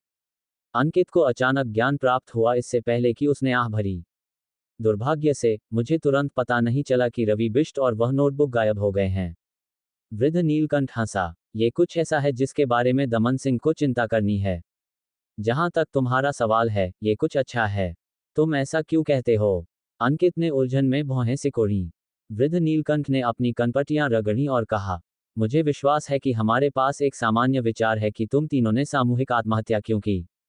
वह नोटबुक अब कथित तौर पर रवि बिष्ट के हाथों में है। इसके अलावा, मामला पहले ही उजागर हो चुका है। चाहे तुम जीवित हो या मृत, यह शायद ही किसी भी बात के विकास को प्रभावित करेगा। मुझे लगता है, मेरा मानना है कि गुप्त अस्तित्व या रहस्यमय शक्ति जिसने ये सब किया, वह तुम पर कोई विशेष ध्यान नहीं देगा। ये ठीक वैसा ही है जैसे तुम जमीन पर चींटियों पर ध्यान नहीं दोगे। हे, जब तक तुम उसे तुम्हें याद करने की कोशिश नहीं करते। और रवि बिष्ट के लिए हमारा गिरफ्तारी वारंट जल्द ही गुप्त आदेश सीक्रेट ऑर्डर तक पहुंच जाएगा। वे ये भी अनुमान लगा पाएंगे कि यह एंटिगोनस परिवार की नोटबुक से संबंधित है। मेरा विश्वास करो, एक गुप्त संगठन के लिए जो 1000 साल से अधिक समय से अस्तित्व में है, उसके पास जानकारी के कई चैनल हैं। इसलिए उनका ध्यान रवि बिष्ट के ठिकाने की ओर डाइवर्टेड हो जाएगा ताकि वे हमसे पहले नोटबुक को ढूंढ सकें। वे तुम्हें परेशान, पीछा या निपटा नहीं करेंगे, न ही यह संभव है। युवा, अतीत के सायों से बाहर निकलने पर बधाई। जो कुछ भी अनुसरण करेगा वह धूप से भरी एक नई यात्रा होगी। अंकित ने सिर हिलाया जब उसने सुना कि वह एक खुश और राहत भरी तरीके से कह रहा है, मुझे उम्मीद है। यहां स्थानांतरित होने के बाद वह अनिश्चितता में घिरा हुआ था। अब ऐसा लगा जैसे यह आखिरकार छिन्न भिन्न हो गया है। हालांकि अंकित अभी भी अनिश्चित महसूस कर रहा था क्योंकि नोटबुक किसी तरह से उससे बंधी हुई लग रही थी। यह उस बिंदु तक चला गया कि वह एक बंधक को बचाने के सामान्य मिशन से संयोग से बचे हुए सुरागों से टकरा गया। उसे डर था कि एक दिन आएगा जब एक डिलीवरी मैन उसे एक पार्सल भेजेगा, केवल यह महसूस करने के लिए कि यह एंटिगोनस परिवार की नोटबुक थी। इसे खोलने के बाद, चलो आशा करते हैं कि सब कुछ वैसा ही होगा जैसा वृद्ध नीलकंठ ने वर्णन किया है। उसने चुपचाप प्रार्थना की। जब वृद्ध नीलकंठ ने उसका जवाब सुना, तो उसने तुरंत ताना मारा, तुम देवी के एक सच्चे भक्त नहीं लगते। इस समय तुम्हें अपनी छाती पर गहरे लाल रंग के चांद का चिन्ह नहीं बनाना चाहिए और कहना चाहिए, देवी हमें आशीर्वाद दें। श्री नीलकंठ, तुम भी एक जैसे नहीं लगते। एक वास्तविक भक्त जो कुछ भी अनुसरण करेगा वह धूप से भरी एक नई यात्रा होगी, नहीं कहेगा। वृद्ध नीलकंठ के तहत रहस्यवाद का अध्ययन करने के बाद अंकित ने उसके साथ एक अच्छा दोस्ती स्थापित कर लिया था, इसलिए उसने एक व्यंग्यात्मक टिप्पणी वापस करने के लिए औपचारिकता पर खड़ा नहीं हुआ। दोनों ने आंखें बंद कर लीं और महान तालमेल के साथ हंसे। उसी समय उन्होंने अपनी छाती को 4 बार टैप किया। देवी की जय हो। उसी क्षण उन्होंने मशीनरी की पीसने वाली आवाजें सुनी क्योंकि काल्पनिक सुरक्षा एजेंसी का मुख्य दरवाजा खुल गया। अपनी फैशनेबल ढंग से कुंडलित बालों वाली सुरुचिपूर्ण श्रीमती ओजस्विनी एक हल्के हरे रंग की पोशाक में रिसेप्शन हॉल में कदम रखी। शुभ प्रभात श्री नीलकंठ। शुभ प्रभात अंकित। उसने एक छोटा चमड़े का हैंडबैग पकड़ा हुआ था जब उसने मुस्कुराते हुए अभिवादन किया। यह आज एक और शानदार दिन है। एक बहुत अच्छा दिन। शुभ प्रभात ओजस्विनी, तुम 10 साल पहले की तरह ही खूबसूरत हो, वृद्ध नीलकंठ ने हंसते हुए जवाब दिया। ओजस्विनी की आंखें झुर्रियों में बदल गईं क्योंकि उसने अपना चेहरा ऊपर उठाया। श्री नीलकंठ, तुम्हारी प्रशंसा करने का तरीका अभी भी 10 साल पहले की तरह ही इन्फ्यूरिएटिंग है। उसने 10 साल शब्दों पर जोर दिया। क्या ऐसा है? वृद्ध नीलकंठ ने अंकित की ओर देखा, भ्रमित। उसने एक हैरान कर देने वाला रूप धारण किया। कभी भी कुछ ऐसा जिक्र न करें जो महिलाओं को उनकी उम्र की याद दिलाए। एक कीबोर्ड योद्धा के रूप में जो सब कुछ थोड़ा जानता था, अंकित तुरंत समझ गया कि श्रीमती ओजस्विनी को क्या परेशान किया था। उसने हल्के से मुस्कुराया और कहा, शुभ प्रभात श्रीमती ओजस्विनी, तुम हमेशा की तरह खूबसूरत हो। धन्यवाद, हमारे उत्कृष्ट खोई विश्वविद्यालय के स्नातक। ओजस्विनी ने एक मुस्कान के साथ सिर हिलाया, इससे पहले कि वह कहती, उस बूढ़े बटलर ने पहले ही मिशन का कमीशन चुका दिया है। कप्तान के नियमों के अनुसार इसका आधा हिस्सा अतिरिक्त धन के रूप में इस्तेमाल किया जाएगा, जबकि दूसरा आधा तुम और दीपशेख के बीच बांटा जाएगा। लेकिन चूंकि तुम एक औपचारिक सदस्य नहीं हो, इसलिए तुम केवल आधे का 10% ही ले सकते हो। बाद में हस्ताक्षर करने के लिए आ जाना। उसने कितना भुगतान किया? अंकित ने खुशी से पूछा, जबकि दुख भी महसूस हुआ। 200 पाउंड। ये वही था जो उसने तब कहा था, प्रभु, सम्मानित तूफान। मैंने कभी कल्पना या विश्वास नहीं किया कि यह बस ऐसे ही हल हो गया। ये हमारे लिए एक सपना देखने से भी कठिन है। तुम्हारी सुरक्षा कंपनी इतनी अज्ञात क्यों है? ये पूरे उद्योग का अपमान है। श्रीमती ओजस्विनी ने बूढ़े बटलर के दक्षिणी लहजे की नकल की। अंकित ने गंभीरता से कुछ सेकंड के लिए सोचा, इससे पहले कि उसने विनोदी ढंग से कहा, यह उन अपहरणकर्ताओं के लिए बहुत ज्यादा अनुचित है। दो शक्तिमान ने उन तरीकों का उपयोग करके समस्या को जल्दी से हल कर दिया जिन्हें आसान और सुखद बताया जा सकता है। यह एक वयस्क के कुछ बच्चों को पूरे युद्ध पोशाक में धमकाने जैसा है। वे बस बहुत ज्यादा बदकिस्मत थे। उन्होंने निश्चित रूप से डिवाइन की सुरक्षा खो दी होगी, ओजस्विनी ने एक नर्म हंसी के साथ कहा। मैंने बटलर से कहा कि हम केवल भाग्यशाली थे। हमारे एक इन्फॉर्मेंट ने संयोग से अपहरणकर्ताओं को बच्चे को ठिकाने में लाते हुए देखा। इसलिए हम पर बहुत ज्यादा उम्मीदें मत रखो। हम वास्तव में बस एक बहुत ही साधारण सुरक्षा कंपनी हैं। आमतौर पर जितना अधिक तुम कुछ साधारण होने पर जोर देते हो, उतना ही असाधारण वह होता है।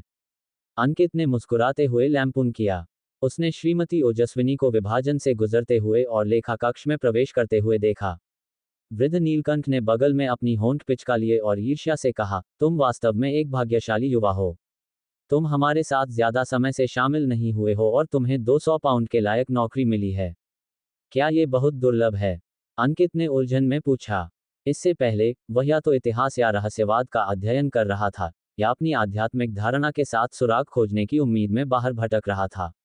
ओजस्विनी के खातों के अनुसार हमें पूरे सप्ताह एक भी नौकरी नहीं मिल सकती है, और अधिकांश नौकरियां 20 पाउंड से कम की होती हैं। वृद्ध नीलकंठ ने अपनी कलाई पर चांद के पत्थर को रगड़ा और आह भरी। इसके बाद उसने अंकित को उम्मीद से देखा। अगर तुम्हें भविष्य में कोई समान नौकरी मिलती है तो मुझे सूचित करना याद रखना। वृद्ध नीलकंठ के शब्दों को सुनकर अंकित को अचानक एक अजीब भावना उठी। इसलिए उसने सीधे पूछा, श्री नीलकंठ, तुम्हें पैसे की कमी लगती है? तुम एक सप्ताह में कितना कमाते हो? अगर तुम मुझे बताने में असहज हो तो मेरे सवाल को नजरअंदाज कर दो। वृद्ध नीलकंठ सोफे पर पीछे झुक गया और हंसा।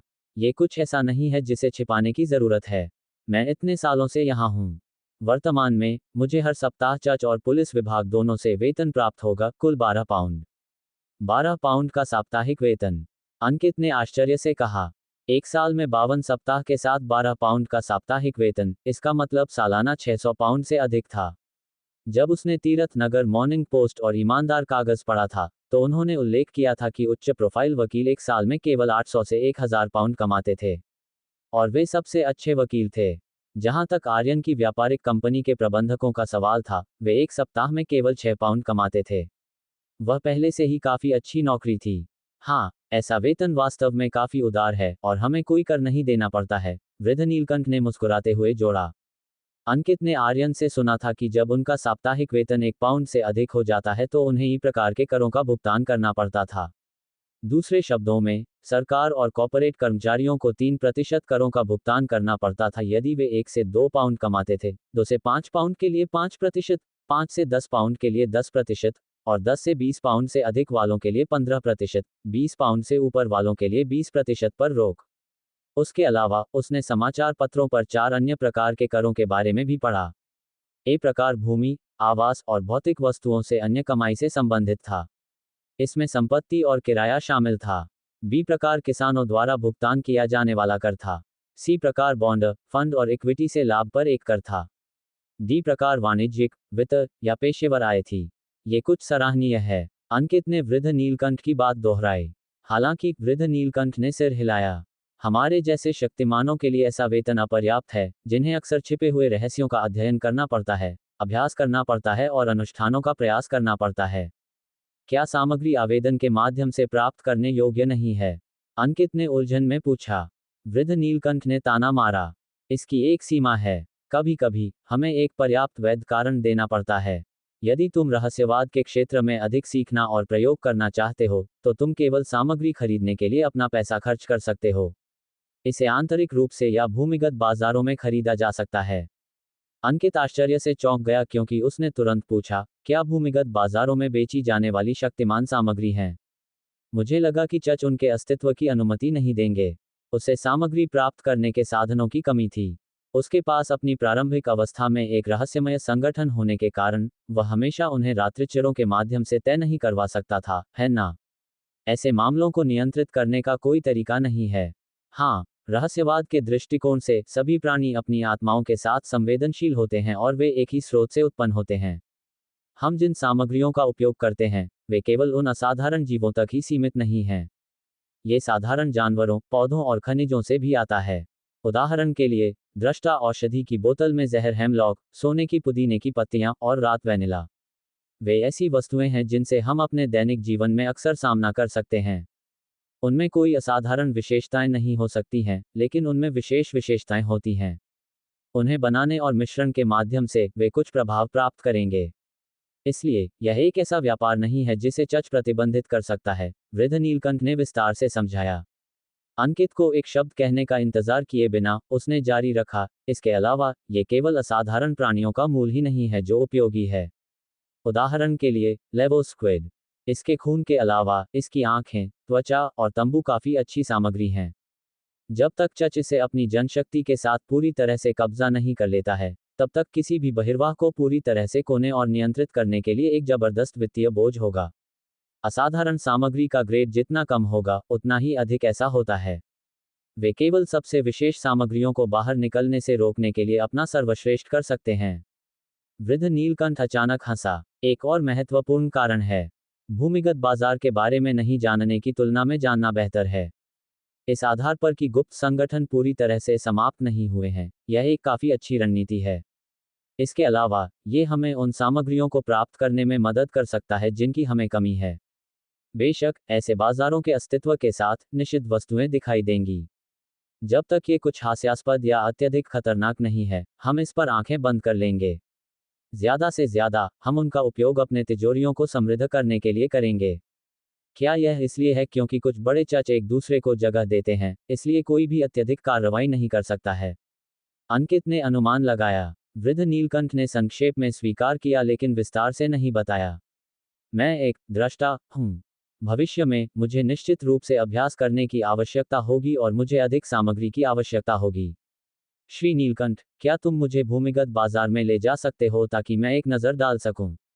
अंकित ने एक वैध कारण के साथ अनुरोध किया। वृद्ध नीलकंठ को एक मुश्किल स्थिति में रखा गया लग रहा था। वास्तव में उन जगहों पर सक्रिय रहने वाले लोग ज्यादातर शक्तिमान नहीं होते हैं। उनमें से कुछ अभिजात वर्ग हो सकते हैं जो रहस्य पसंद करते हैं, या रहस्यवाद की ओर झुकाव रखने वाले अमीर लोग। ओह, ठीक है। मेरे पास एक 30 पाउंड का बिल है जिसका जल्द ही भुगतान करना होगा। मेरे लिए अभी वहां जाना सुविधाजनक नहीं होगा। ठीक है। अंकित को कभी उम्मीद नहीं थी कि इसका कारण वृद्ध नीलकंठ का पैसे का बकाया होगा।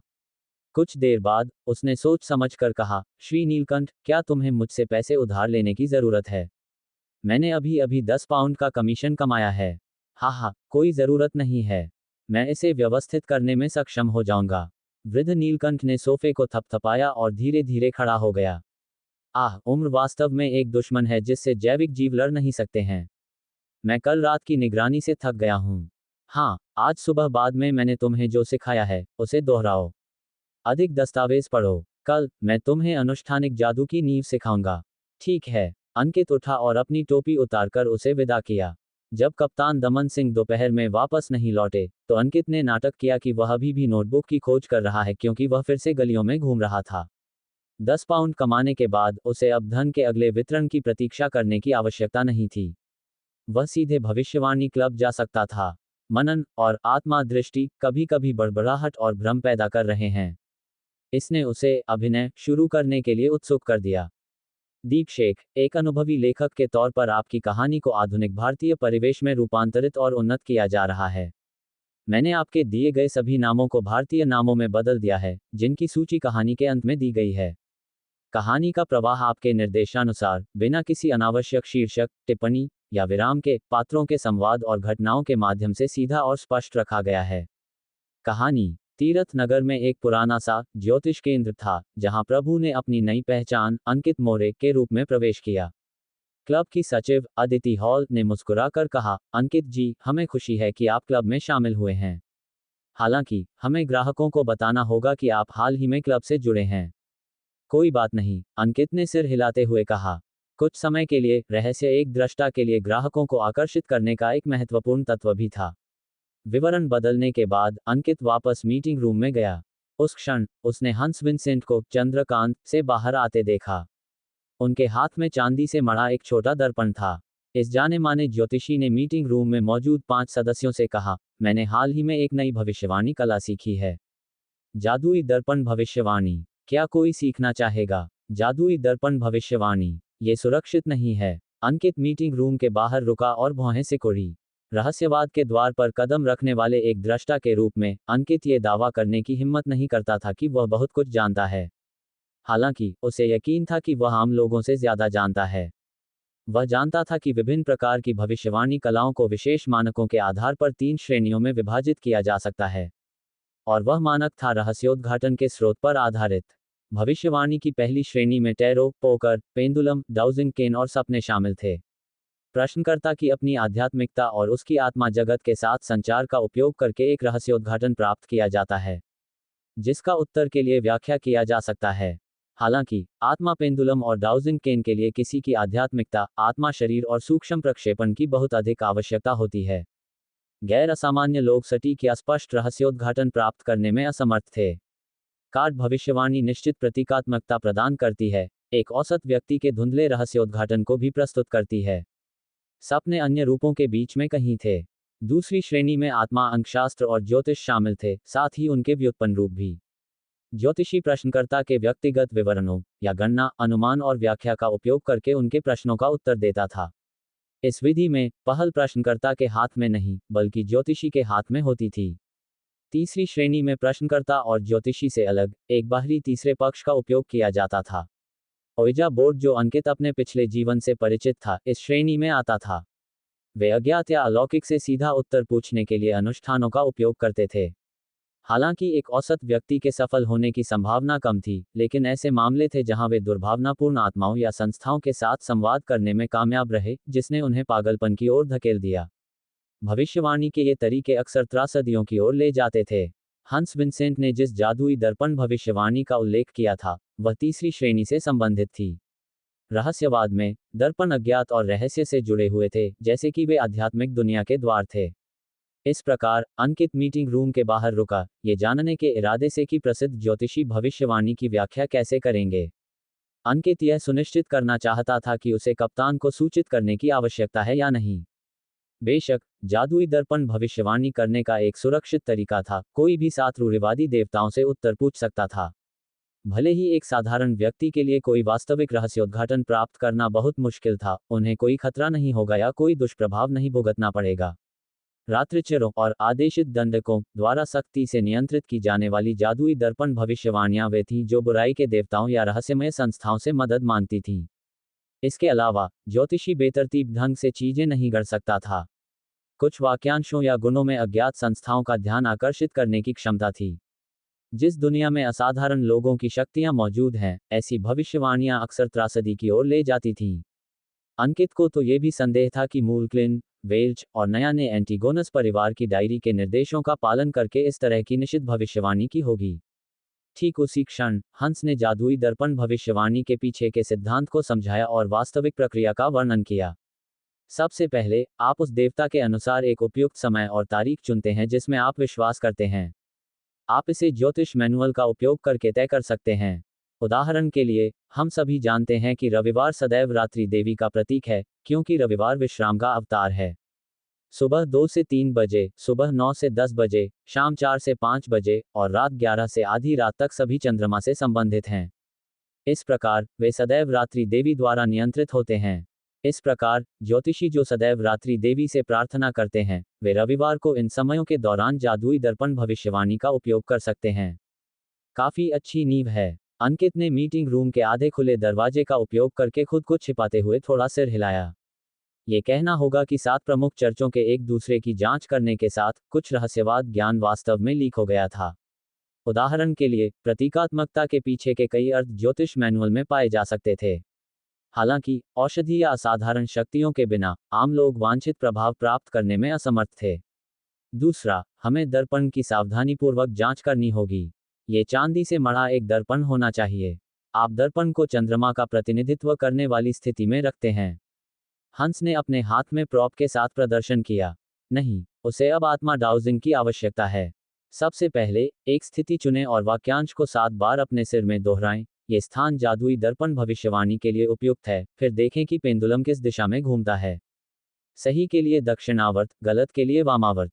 बेशक, यदि आप एक दुर्भावनापूर्ण अलौकिक इकाई से उत्तर मांग रहे हैं, तो स्थिति मायने नहीं रखेगी। बल्कि यह इस बात पर निर्भर करेगा कि इकाई आपके सवालों का जवाब देने में रुचि रखती है या नहीं। अंकित ने चुपचाप उसे ठीक किया। इस बिंदु पर उसे एक शिक्षक जैसा महसूस हुआ जो एक पाठ को सुन रहा था। हंस विंसेंट अंकित के मानसिक विचारों को नहीं सुन सका क्योंकि उसने एक सामान्य लहजे में तैयारियों का विस्तार से वर्णन किया। जब सदस्यों ने नोट्स लेना समाप्त कर लिया, तो उसने समझाना जारी रखा। स्नान करने के बाद पुष्टि करें कि आपने अपने सभी पर्दे खींच लिए हैं और अपने दरवाजे बंद कर दिए हैं। उसके बाद एक मोमबत्ती जलाएं और इसे दर्पण के सामने रखें, इससे पहले कि आप ईमानदारी से उस देवता से प्रार्थना करें जिसमें आप विश्वास करते हैं। अपने प्रश्नों को सरल रखने का प्रयास करें क्योंकि फैंसी अलंकरण की कोई आवश्यकता नहीं है। 7 बार प्रार्थना करने के बाद अपना दर्पण उठाएं और धीरे से इसे जमीन पर फेंक दें। धीरे से फेंकना सुनिश्चित करें। याद रखें कि यह कैसे टूटता है क्योंकि ये देवताओं से एक रहस्योद्घाटन है। मैं आपको मुख्य प्रतीकात्मकता थोड़ी देर में बताऊंगा। वाह, ये रूढ़िवादी जादुई दर्पण भविष्यवाणी है। अंकित ने राहत की सांस ली क्योंकि वह मीटिंग रूम में चला गया और अपनी पिछली सीट पर वापस बैठ गया। उसने एक ही घूंट में अपनी बची हुई साउथविल कॉफी खत्म कर दी। तथाकथित रूढ़िवादी भविष्यवाणी का मतलब था कि रहस्योद्घाटन प्राप्त करना संभव था, लेकिन इसकी सही व्याख्या करना असंभव था।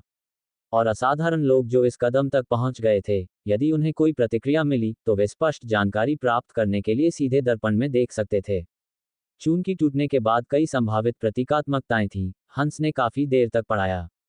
जब एडवर्ड स्टीव अपनी भविष्यवाणी पूरी करने के बाद कमरे में वापस आया तब भी वह खत्म नहीं हुआ था।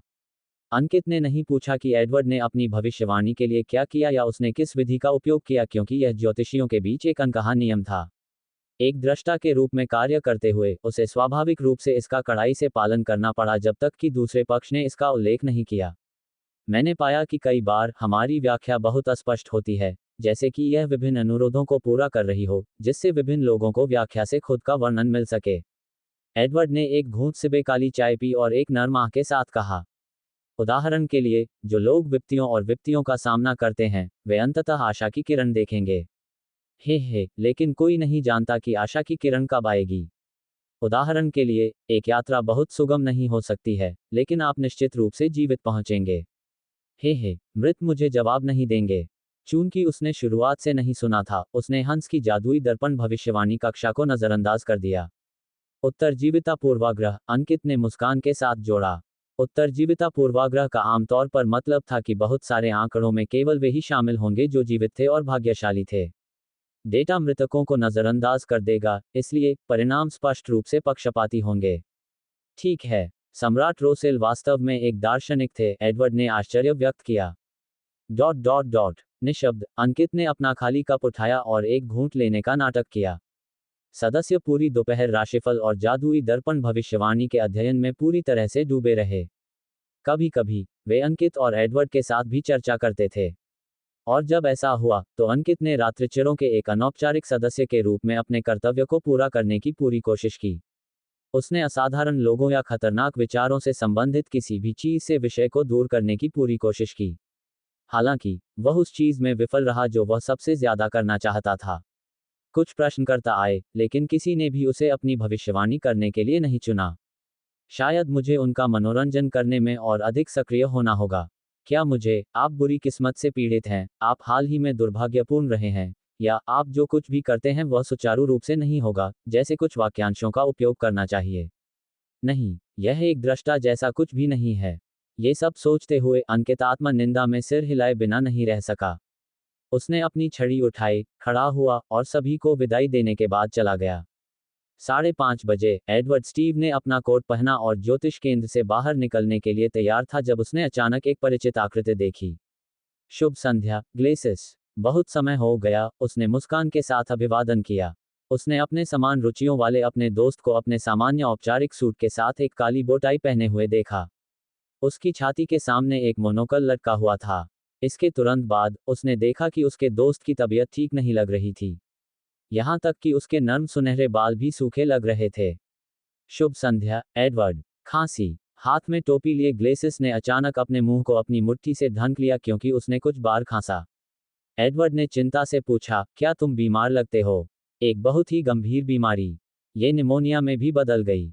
अगर मेरी पत्नी नहीं होती, जो एक प्रभावशाली औषध बनाने वाले से मिली और मुझे एक जादुई दवा दी, तो शायद आपको कब्रिस्तान में मुझसे मिलना पड़ता। ग्लेसिस का लहजा एक लिंगरिंग डर और खुशी से भरा था। प्रभु, मुझे विश्वास नहीं हो रहा है। तुम पहले इतने स्वस्थ थे। तुम्हें देखो, तुम अब इतने कमजोर लगते हो। मुझे याद है जब मैंने तुम्हारी भविष्यवाणी की थी, तो कोई संकेत नहीं था जो ये दर्शाता हो कि तुम्हें कोई गंभीर बीमारी होगी। एडवर्ड ने अपनी छड़ी लहराए और एक आश्चर्यचकित आह के साथ कहा, मेरी अपनी भविष्यवाणी का परिणाम भी तुम्हारे जैसा ही था। शायद हम योग्य ज्योतिषी नहीं हैं। इसके अलावा, ग्लेसिस को अचानक सोमवार को हुई घटनाएं याद आईं क्योंकि उसकी अभिव्यक्ति असामान्य रूप से गंभीर हो गई थी। उसी क्षण, खूबसूरत महिला, अंजलिका, आए और एक सुखद मुस्कान के साथ झुकी। अभिवादन का आदान प्रदान करने के बाद, उसने पहले ग्लेसिस के स्वास्थ्य के लिए चिंता व्यक्त की और कुछ सुझाव दिए। फिर, उसने गुजरते हुए उल्लेख किया, श्री ग्लेसिस, श्री मोरेटी, जिन्होंने पहले आपकी भविष्यवाणी सेवाओं का अनुरोध किया था, वे भी हमारे क्लब में शामिल हो गए हैं। वही जिसने मुझे उसका भविष्य बताने के लिए कहा। ग्लेसिस की आंखें तुरंत चमक उठीं। प्रभु, वह कहाँ है? वह अभी अभी गए। अंजलिका और एडवर्ड ग्लेसिस की असामान्य प्रतिक्रिया को समझने में असमर्थ थे। ग्लेसिस ने उत्तेजना में 2 कदम उठाए और कहा, अगली बार जब वह आएं, तो कृपया उनसे पूछें कि अगर मैं आसपास न रहूं तो वह कब आएंगे। ग्लेसिस, क्या हुआ? क्या उस श्री अंकित मोरेटी ने तुम्हारे साथ कुछ किया? एडवर्ड ने उलझन में पूछा। ग्लेसिस ने अपना हाथ उठाया और सीधे एडवर्ड और अंजलिका की जांच भरी नजरों में देखा। उसने उत्साह में कहा, वह एक बहुत, बहुत, बहुत जादुई। उसने अपना हाथ नीचे किया और बहुत का 3 बार उपयोग करने के बाद कहा, डॉक्टर। जैसे ही वह बोला, उसने छाती से एक नकली बकरी की खाल का चर्मपत्र निकाला। यह विशेष रूप से बनाया गया था और इस पर काले स्याही से अजीबोगरीब चित्र बने हुए थे जो एक शांत सुगंध उत्सर्जित कर रहे थे। अंकित देखता रहा और अंत में पाया कि बूढ़ा नील जाहिरा तौर पर, संभवतः, एक आयु बना रहा था। जब बूढ़े नील ने संबंधित क्षेत्र में संख्या 30 और संबंधित पाउंड प्रतीक भरा, तो अंकित उलझन और भ्रम से पूछे बिना नहीं रह सका, श्री नील, आप किस तरह का अनुष्ठानिक जादू कर रहे हैं? बूढ़ा नील खांसा और बहुत गंभीरता से जवाब दिया, मैं आज उस 30 पाउंड के कर्ज को निपटाने के लिए जादू का उपयोग करूंगा। तुम ऐसा कर सकते हो? अंकित की आंखें चौड़ी हो गईं क्योंकि उसका मुंह खुला रह गया। एक आईओयू को निपटाने के लिए जादू का उपयोग करना? क्या वह अपने देनदार को मौत के घाट उतारने की कोशिश कर रहा है या नकली नोट बनाने की? हो सकता है कि मेरे पास समस्या का समाधान न हो, लेकिन मैं तुम्हें इसके बजाय खत्म कर सकता हूं। Dot dot dot. अंकित के दिमाग में तरह तरह के विचार आए क्योंकि उसने बूढ़े नील को अजीब तरह से देखा। उसने गंभीरता से पुलिस को बुलाने की संभावना पर विचार किया, नहीं, रात्रिचरों को सूचित करने की। बूढ़े नील ने उस पर एक नजर डाली और खींचते हुए कहा, मैं तुम्हारी आंखों में अज्ञानता, मूर्खता और कमजोर और बेशर्म अविश्वास देख सकता हूं। क्या डन ने तुम्हें रहस्य खोजी का सिद्धांत नहीं बताया? अपनी इच्छा के अनुसार करो लेकिन नुकसान न पहुंचाओ। हालांकि यह सिद्धांत गुप्त और बुराई मूसा तपस्वी आदेश संगठन से उत्पन्न हुआ था। असाधारण लोग जो मूसा तपस्वी आदेश के मार्ग को चुनते हैं, उन्होंने अपने अनुभवों के माध्यम से साबित कर दिया है कि यह सही है। जब तक कोई इसका कड़ाई से पालन करता है और आवश्यक भय और श्रद्धा दिखाता है, नियंत्रण खोने का जोखिम कम हो जाएगा। विपरीत भी इसी तरह स्थापित किया गया है। मुझ पर तुम्हारा संदेह रहस्य खोजियों का अपमान है। क्षमा करें। अंकित ने माफी मांगने में संकोच नहीं किया। वह वास्तव में भूल गया था कि डन स्मिथ ने एक बार सिद्धांत का उल्लेख किया था। बूढ़ा नील वास्तव में गुस्सा नहीं था। पलक झपकते ही वह हंस पड़ा। एक अफसोस, बहुत कम असाधारण लोग दृष्टा बनना चुनते हैं। तुम्हारी मदद के लिए कोई संबंधित सिद्धांत नहीं है, लेकिन मेरे पास सम्राट रोसेल की डायरियां हैं।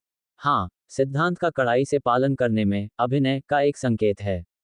अंकित को अचानक ये विचार आया क्योंकि उसने गहरे विचार में सिर हिलाया। बूढ़े नील ने जारी नहीं रखा। उसने गोल मेज से फूलदानों और अन्य वस्तुओं को हटा दिया और उन्हें एक कोने में रख दिया। इसके तुरंत बाद उसने चांदी के संदूक से एक गहरा लाल और काला मोमबत्ती दोनों निकाला। उसने समझाया, अगर आम लोग अनुष्ठानिक जादू का प्रयास करते हैं, तो उन्हें ज्योतिष के परिणामों का पालन करना होगा या संबंधित मैनुअल पढ़ना होगा। उन्हें उपयुक्त तिथियां और समय चुनना होगा। उदाहरण के लिए, देवी का प्रतिनिधित्व करने वाला दिन, वह अवधि जब वह चंद्रमा पर शासन करती हैं। लेकिन हमारे जैसे असाधारण लोगों के लिए, खासकर इस डोमेन में अच्छे असाधारण लोगों के लिए, इसकी कोई आवश्यकता नहीं है। हमारी तीव्र आध्यात्मिक धारणा और शक्तिशाली सूक्ष्म प्रक्षेपण महत्वपूर्ण हैं। बेशक, यदि आप जिस अनुष्ठानिक जादू का प्रयास कर रहे हैं, उसके बारे में आप आश्वस्त नहीं हैं, तो एक उपयुक्त तारीख और समय चुनना सबसे अच्छा है। ये सफलता की संभावना को बढ़ा सकता है। अरे हाँ, यह एक आधार पर आधारित है। नियमों का कड़ाई से पालन करना ध्यान से याद रखें। बूढ़े नील ने 2 मोमबत्तियां रखीं और किनारे की ओर मुड़े और अंकित को देखकर बहुत गंभीरता से कहा, कम अनुक्रम वाले असाधारण लोग पर्याप्त मजबूत नहीं होते हैं। लगभग सभी अनुष्ठानिक जादू जो वे कर सकते हैं, वे बाहरी शक्तियों और मदद की तलाश कर रहे हैं। इसलिए, आप केवल सदैव रात्रि देवी या तूफान के भगवान जैसे रूढ़िवादी देवताओं पर ही विचार कर सकते हैं। बिल्कुल अज्ञात या अप्रत्याशित संस्थाओं के साथ संवाद करने का प्रयास न करें। भले ही लोग उनमें विश्वास करते हों या दर्ज किए गए वादे प्रलोभनों से भरे हों। मेरा विश्वास करो, कोई मौका न लें। जैसे ही आप एक बार प्रयास करते हैं, आप बिना किसी वापसी के रसातल में एक फिसलन भरी ढलान पर चले जाएंगे। कोई भी काम या प्रतिरोध केवल इसे धीमा कर देगा, प्रक्षेपवक्र को बदलने का कोई तरीका नहीं होगा। मैं याद रखूंगा, अंकित ने गहरी आवाज में कहा। हालांकि, उसे थोड़ा डर लगा। मेरे भाग्य बढ़ाने वाले अनुष्ठान ने जाहिरा तौर पर एक अज्ञात और अप्रत्याशित अस्तित्व से शक्ति मांगी है। इसके अलावा, मैंने ऐसी शक्तियां प्राप्त की हैं जो लोगों को कोहरे में खींचने में सक्षम है जिसे लटका हुआ आदमी जैसे एक वरिष्ठ असाधारण व्यक्ति भी अविश्वसनीय पाता है। खैर, कम से कम मुझे लगता है कि वह एक वरिष्ठ असाधारण व्यक्ति है। शुक्र है, मैं पागल नहीं हुआ हूं या नियंत्रण खोने के कोई संकेत नहीं हैं। इस पर चिंता करते हुए, उसने सक्रिय रूप से विषय बदल दिया। तो, रात्रिचरों को देवी की मदद लेनी चाहिए। अगर आप तूफान के भगवान से प्रार्थना करते हैं तो कोई आपको नहीं रोकेगा। हालांकि, हम अपने अनुष्ठानिक जादू से यह बताने में असमर्थ हैं कि क्या वह दुर्भावनापूर्ण इरादे से जवाब देता है या नहीं। परिणाम अप्रत्याशित तरीकों से विकृत हो जाएगा। बूढ़े नील ने मजाकिया तरीके से अंकित को विचार छोड़ने में सफलतापूर्वक सफल बनाया। तथाकथित सर्वश्रेष्ठ कुछ भी नहीं था, केवल आवश्यक। अपने उपदेशों के बाद बूढ़े नील ने एक गहरा लाल मोमबत्ती उठाया और कहा, चांद के फूल और गहरे लाल चंदन से बनी मोमबत्तियों का उपयोग करके यह अनुष्ठानिक जादू में देवी की लालिमा की महिला के रूप में देवी की पहचान का प्रतिनिधित्व करेगा। उसने काली मोमबत्तियों की ओर इशारा किया और कहा, रात्रि वैनिला और नींद के फूल से बनी मोमबत्तियां रात का प्रतिनिधित्व करती हैं। जैसे ही वह बोला, उसने काली मोमबत्ती को गोल मेज के ऊपरी बाएं सिरे पर रखा जबकि लाल मोमबत्ती को ऊपरी दाएं सिरे पर रखा गया था। हम देवी को केवल दो मोमबत्तियों से क्यों दर्शाते हैं? वह शांत और मौन की स्वामिनी, आपदा और आतंक की महारानी, और शांत और मौन की स्वामिनी भी हैं। बूढ़ा नील हंस पड़ा। ठीक है, ये कुछ ऐसा है जो मैं चाहता था कि तुम पूछो। उनके पतन से पहले मूसा तपस्वी आदेश का चर्च के साथ बहुत अच्छा संबंध था। अनुष्ठानिक जादू पर उनके विश्वासों और परिणामों ने हमें बहुत प्रभावित किया है। वे मानते हैं कि सभी वस्तुएं संख्यात्मक हैं। प्रत्येक संख्या में एक आध्यात्मिकता होती है और अनुष्ठानिक जादू में शून्य अज्ञात या अराजकता का प्रतिनिधित्व करता है। ये ब्रह्मांड के जन्म से पहले की स्थिति का प्रतीक है। एक एक शुरुआत पहला निर्माता का प्रतिनिधित्व करता है। दो उन दुनिया और विभिन्न देवताओं का प्रतिनिधित्व करता है जो उसके शरीर से उत्पन्न हुए थे। तीन सभी चीजों को बनाने के लिए देवताओं और भौतिक वस्तुओं के बीच संपर्क का प्रतिनिधित्व करता है। यहाँ दो मोमबत्तियों का उपयोग देवी का प्रतिनिधित्व करता है जबकि तीसरी मोमबत्ती तुम्हारे लिए है। कौन सी दो मोमबत्तियां और कौन से दो प्रतीक होने चाहिए, यह अनुष्ठानिक जादू के इच्छित प्रभावों पर निर्भर करता है। तीन सभी चीजें पैदा करता है। क्या सभी चीजें तीन से उत्पन्न होती हैं? अंकित अपने पिछले जीवन से कुछ चीजों को याद किए बिना नहीं रह सका। अंकित को ध्यान से सुनते हुए देखकर बूढ़े नील ने तीसरी मोमबत्ती ली और कहा, यह मेरा प्रतिनिधित्व करने वाली मोमबत्ती है। यह एक बहुत ही साधारण मोमबत्ती है जिसमें केवल थोड़ा सा पुदीना मिलाया गया है। ध्यान दें कि गुलाब, नींबू, पुदीना, चांद का फूल, रात्रि वैनिला और नींद के फूल जैसे पौधे देवी को प्रिय और प्यारे हैं। इसे दूसरे कोण से देखते हुए तीन मोमबत्तियां हर व्यक्ति के शरीर, आध्यात्मिकता और देवत्व का प्रतिनिधित्व करती हैं। विवरण समाप्त करने के बाद बूढ़े नील ने तीसरी मोमबत्ती को गोल मेज के बीच में रखा। फिर उसने कंकॉक्टेड पूर्णिमा सार तेल की एक बोतल, गहरे पवित्र प्रतीक के साथ उत्कीर्ण एक विशाल कढ़ाई, भव्य पैटर्न वाला एक चांदी का चाकू, एक कप पानी और मोटे नमक की एक तश्तरी निकाली। अनुष्ठानिक जादू में अच्छे नहीं होने वाले असाधारण लोगों के लिए घंटियां, क्रिस्टल बॉल, चांदी के कप, धूप या अन्य सहायक वस्तुओं की आवश्यकता होती है। हालांकि रहस्य खोजियों और दृष्टाओं को इसकी कोई आवश्यकता नहीं है। ये कलाकृतियां पहले से ही पर्याप्त हैं। बूढ़े नील ने अयोयु के साथ नकली बकरी की खाल के चर्मपत्र को कढ़ाई के ठीक नीचे रखा और एक विशेष पंख का उपयोग करके एक कोने को पकड़ लिया।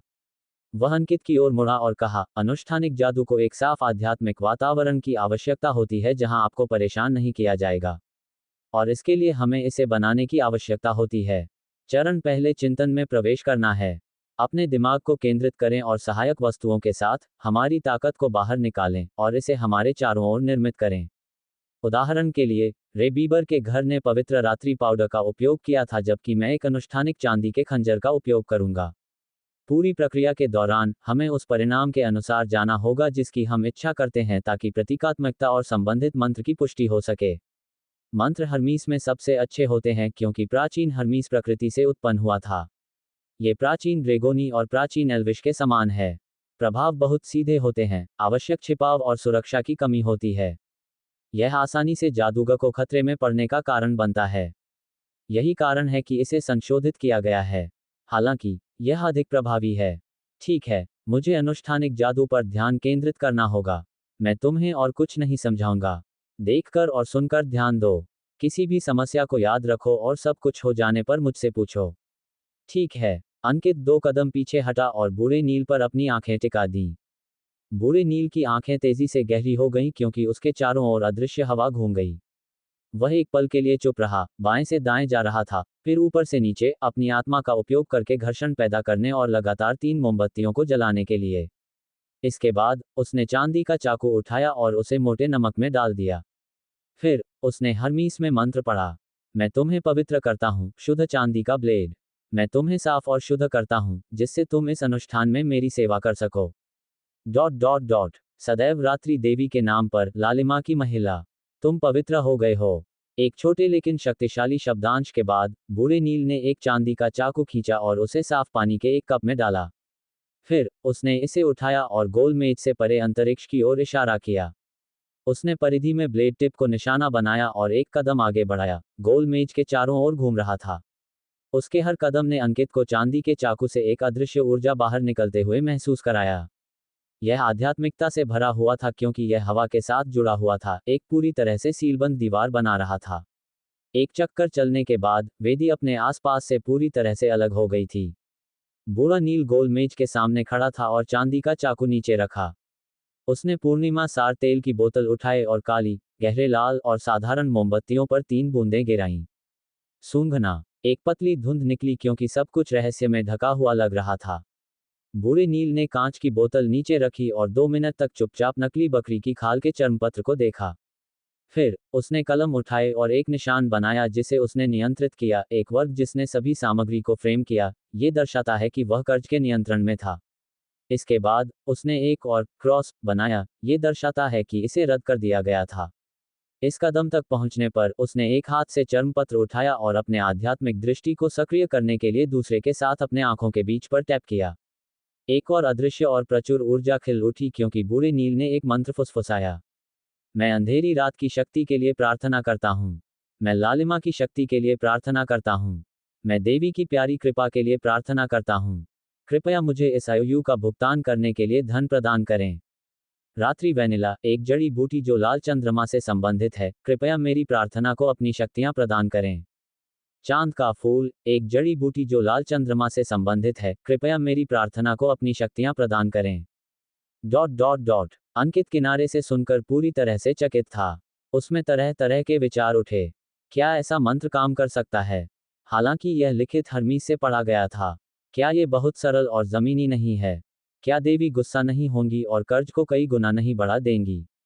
उस क्षण मोमबत्ती की रोशनी अचानक जल उठी। बूढ़े नील ने अपना मंत्र समाप्त करने के बाद उसने 2 मिनट के लिए अपनी आंखें बंद कर लीं। उसने पूर्णिमा सार तेल उठाया और तीनों मोमबत्तियों पर एक एक बूंद टपकाए। इसके तुरंत बाद उसने चर्मपत्र पकड़ा और उसे मेरा प्रतिनिधित्व करने वाली मोमबत्ती के करीब खींच लिया। जब ये जल गया तो उसने तुरंत इसे कड़ाही में फेंक दिया। बूढ़े नील ने फिर से अपनी आंखें बंद कर ली क्योंकि उसे आयु के जलने का एहसास हुआ। उसने एक पल बाद अपनी आंखें खोलीं और कड़ाही पर काले पवित्र प्रतीक की ओर देखा। चर्मपत्र पहले ही पूरी तरह से भस्म हो चुका था। देवी की जय हो। बूढ़े नील ने अपनी छाती को 4 स्थानों पर टैप किया, जिससे लाल चंद्रमा का आकार बना। फिर उसने मोमबत्तियों को विपरीत क्रम में बुझाया जैसे उसने उन्हें जलाया था। सब कुछ समाप्त करने के बाद उसने अपने चारों ओर अदृश्य दीवार को तोड़ने के लिए चांदी के चाकू का इस्तेमाल किया। एक बड़ी हवा तुरंत भड़क उठी क्योंकि बूढ़े नील ने राहत की सांस ली। ये हो गया। बस इतना ही? अंकित ने चकराते हुए पूछा। क्या आयु का निपटारा हो गया है? कैसे? मुझे भी नहीं पता। वैसे भी इसे एक उचित तरीके से निपटाया जाएगा, बूढ़े नील ने मुस्कुराते हुए कहा जैसे उसने अपने हाथ ऊपर फेंक दिए।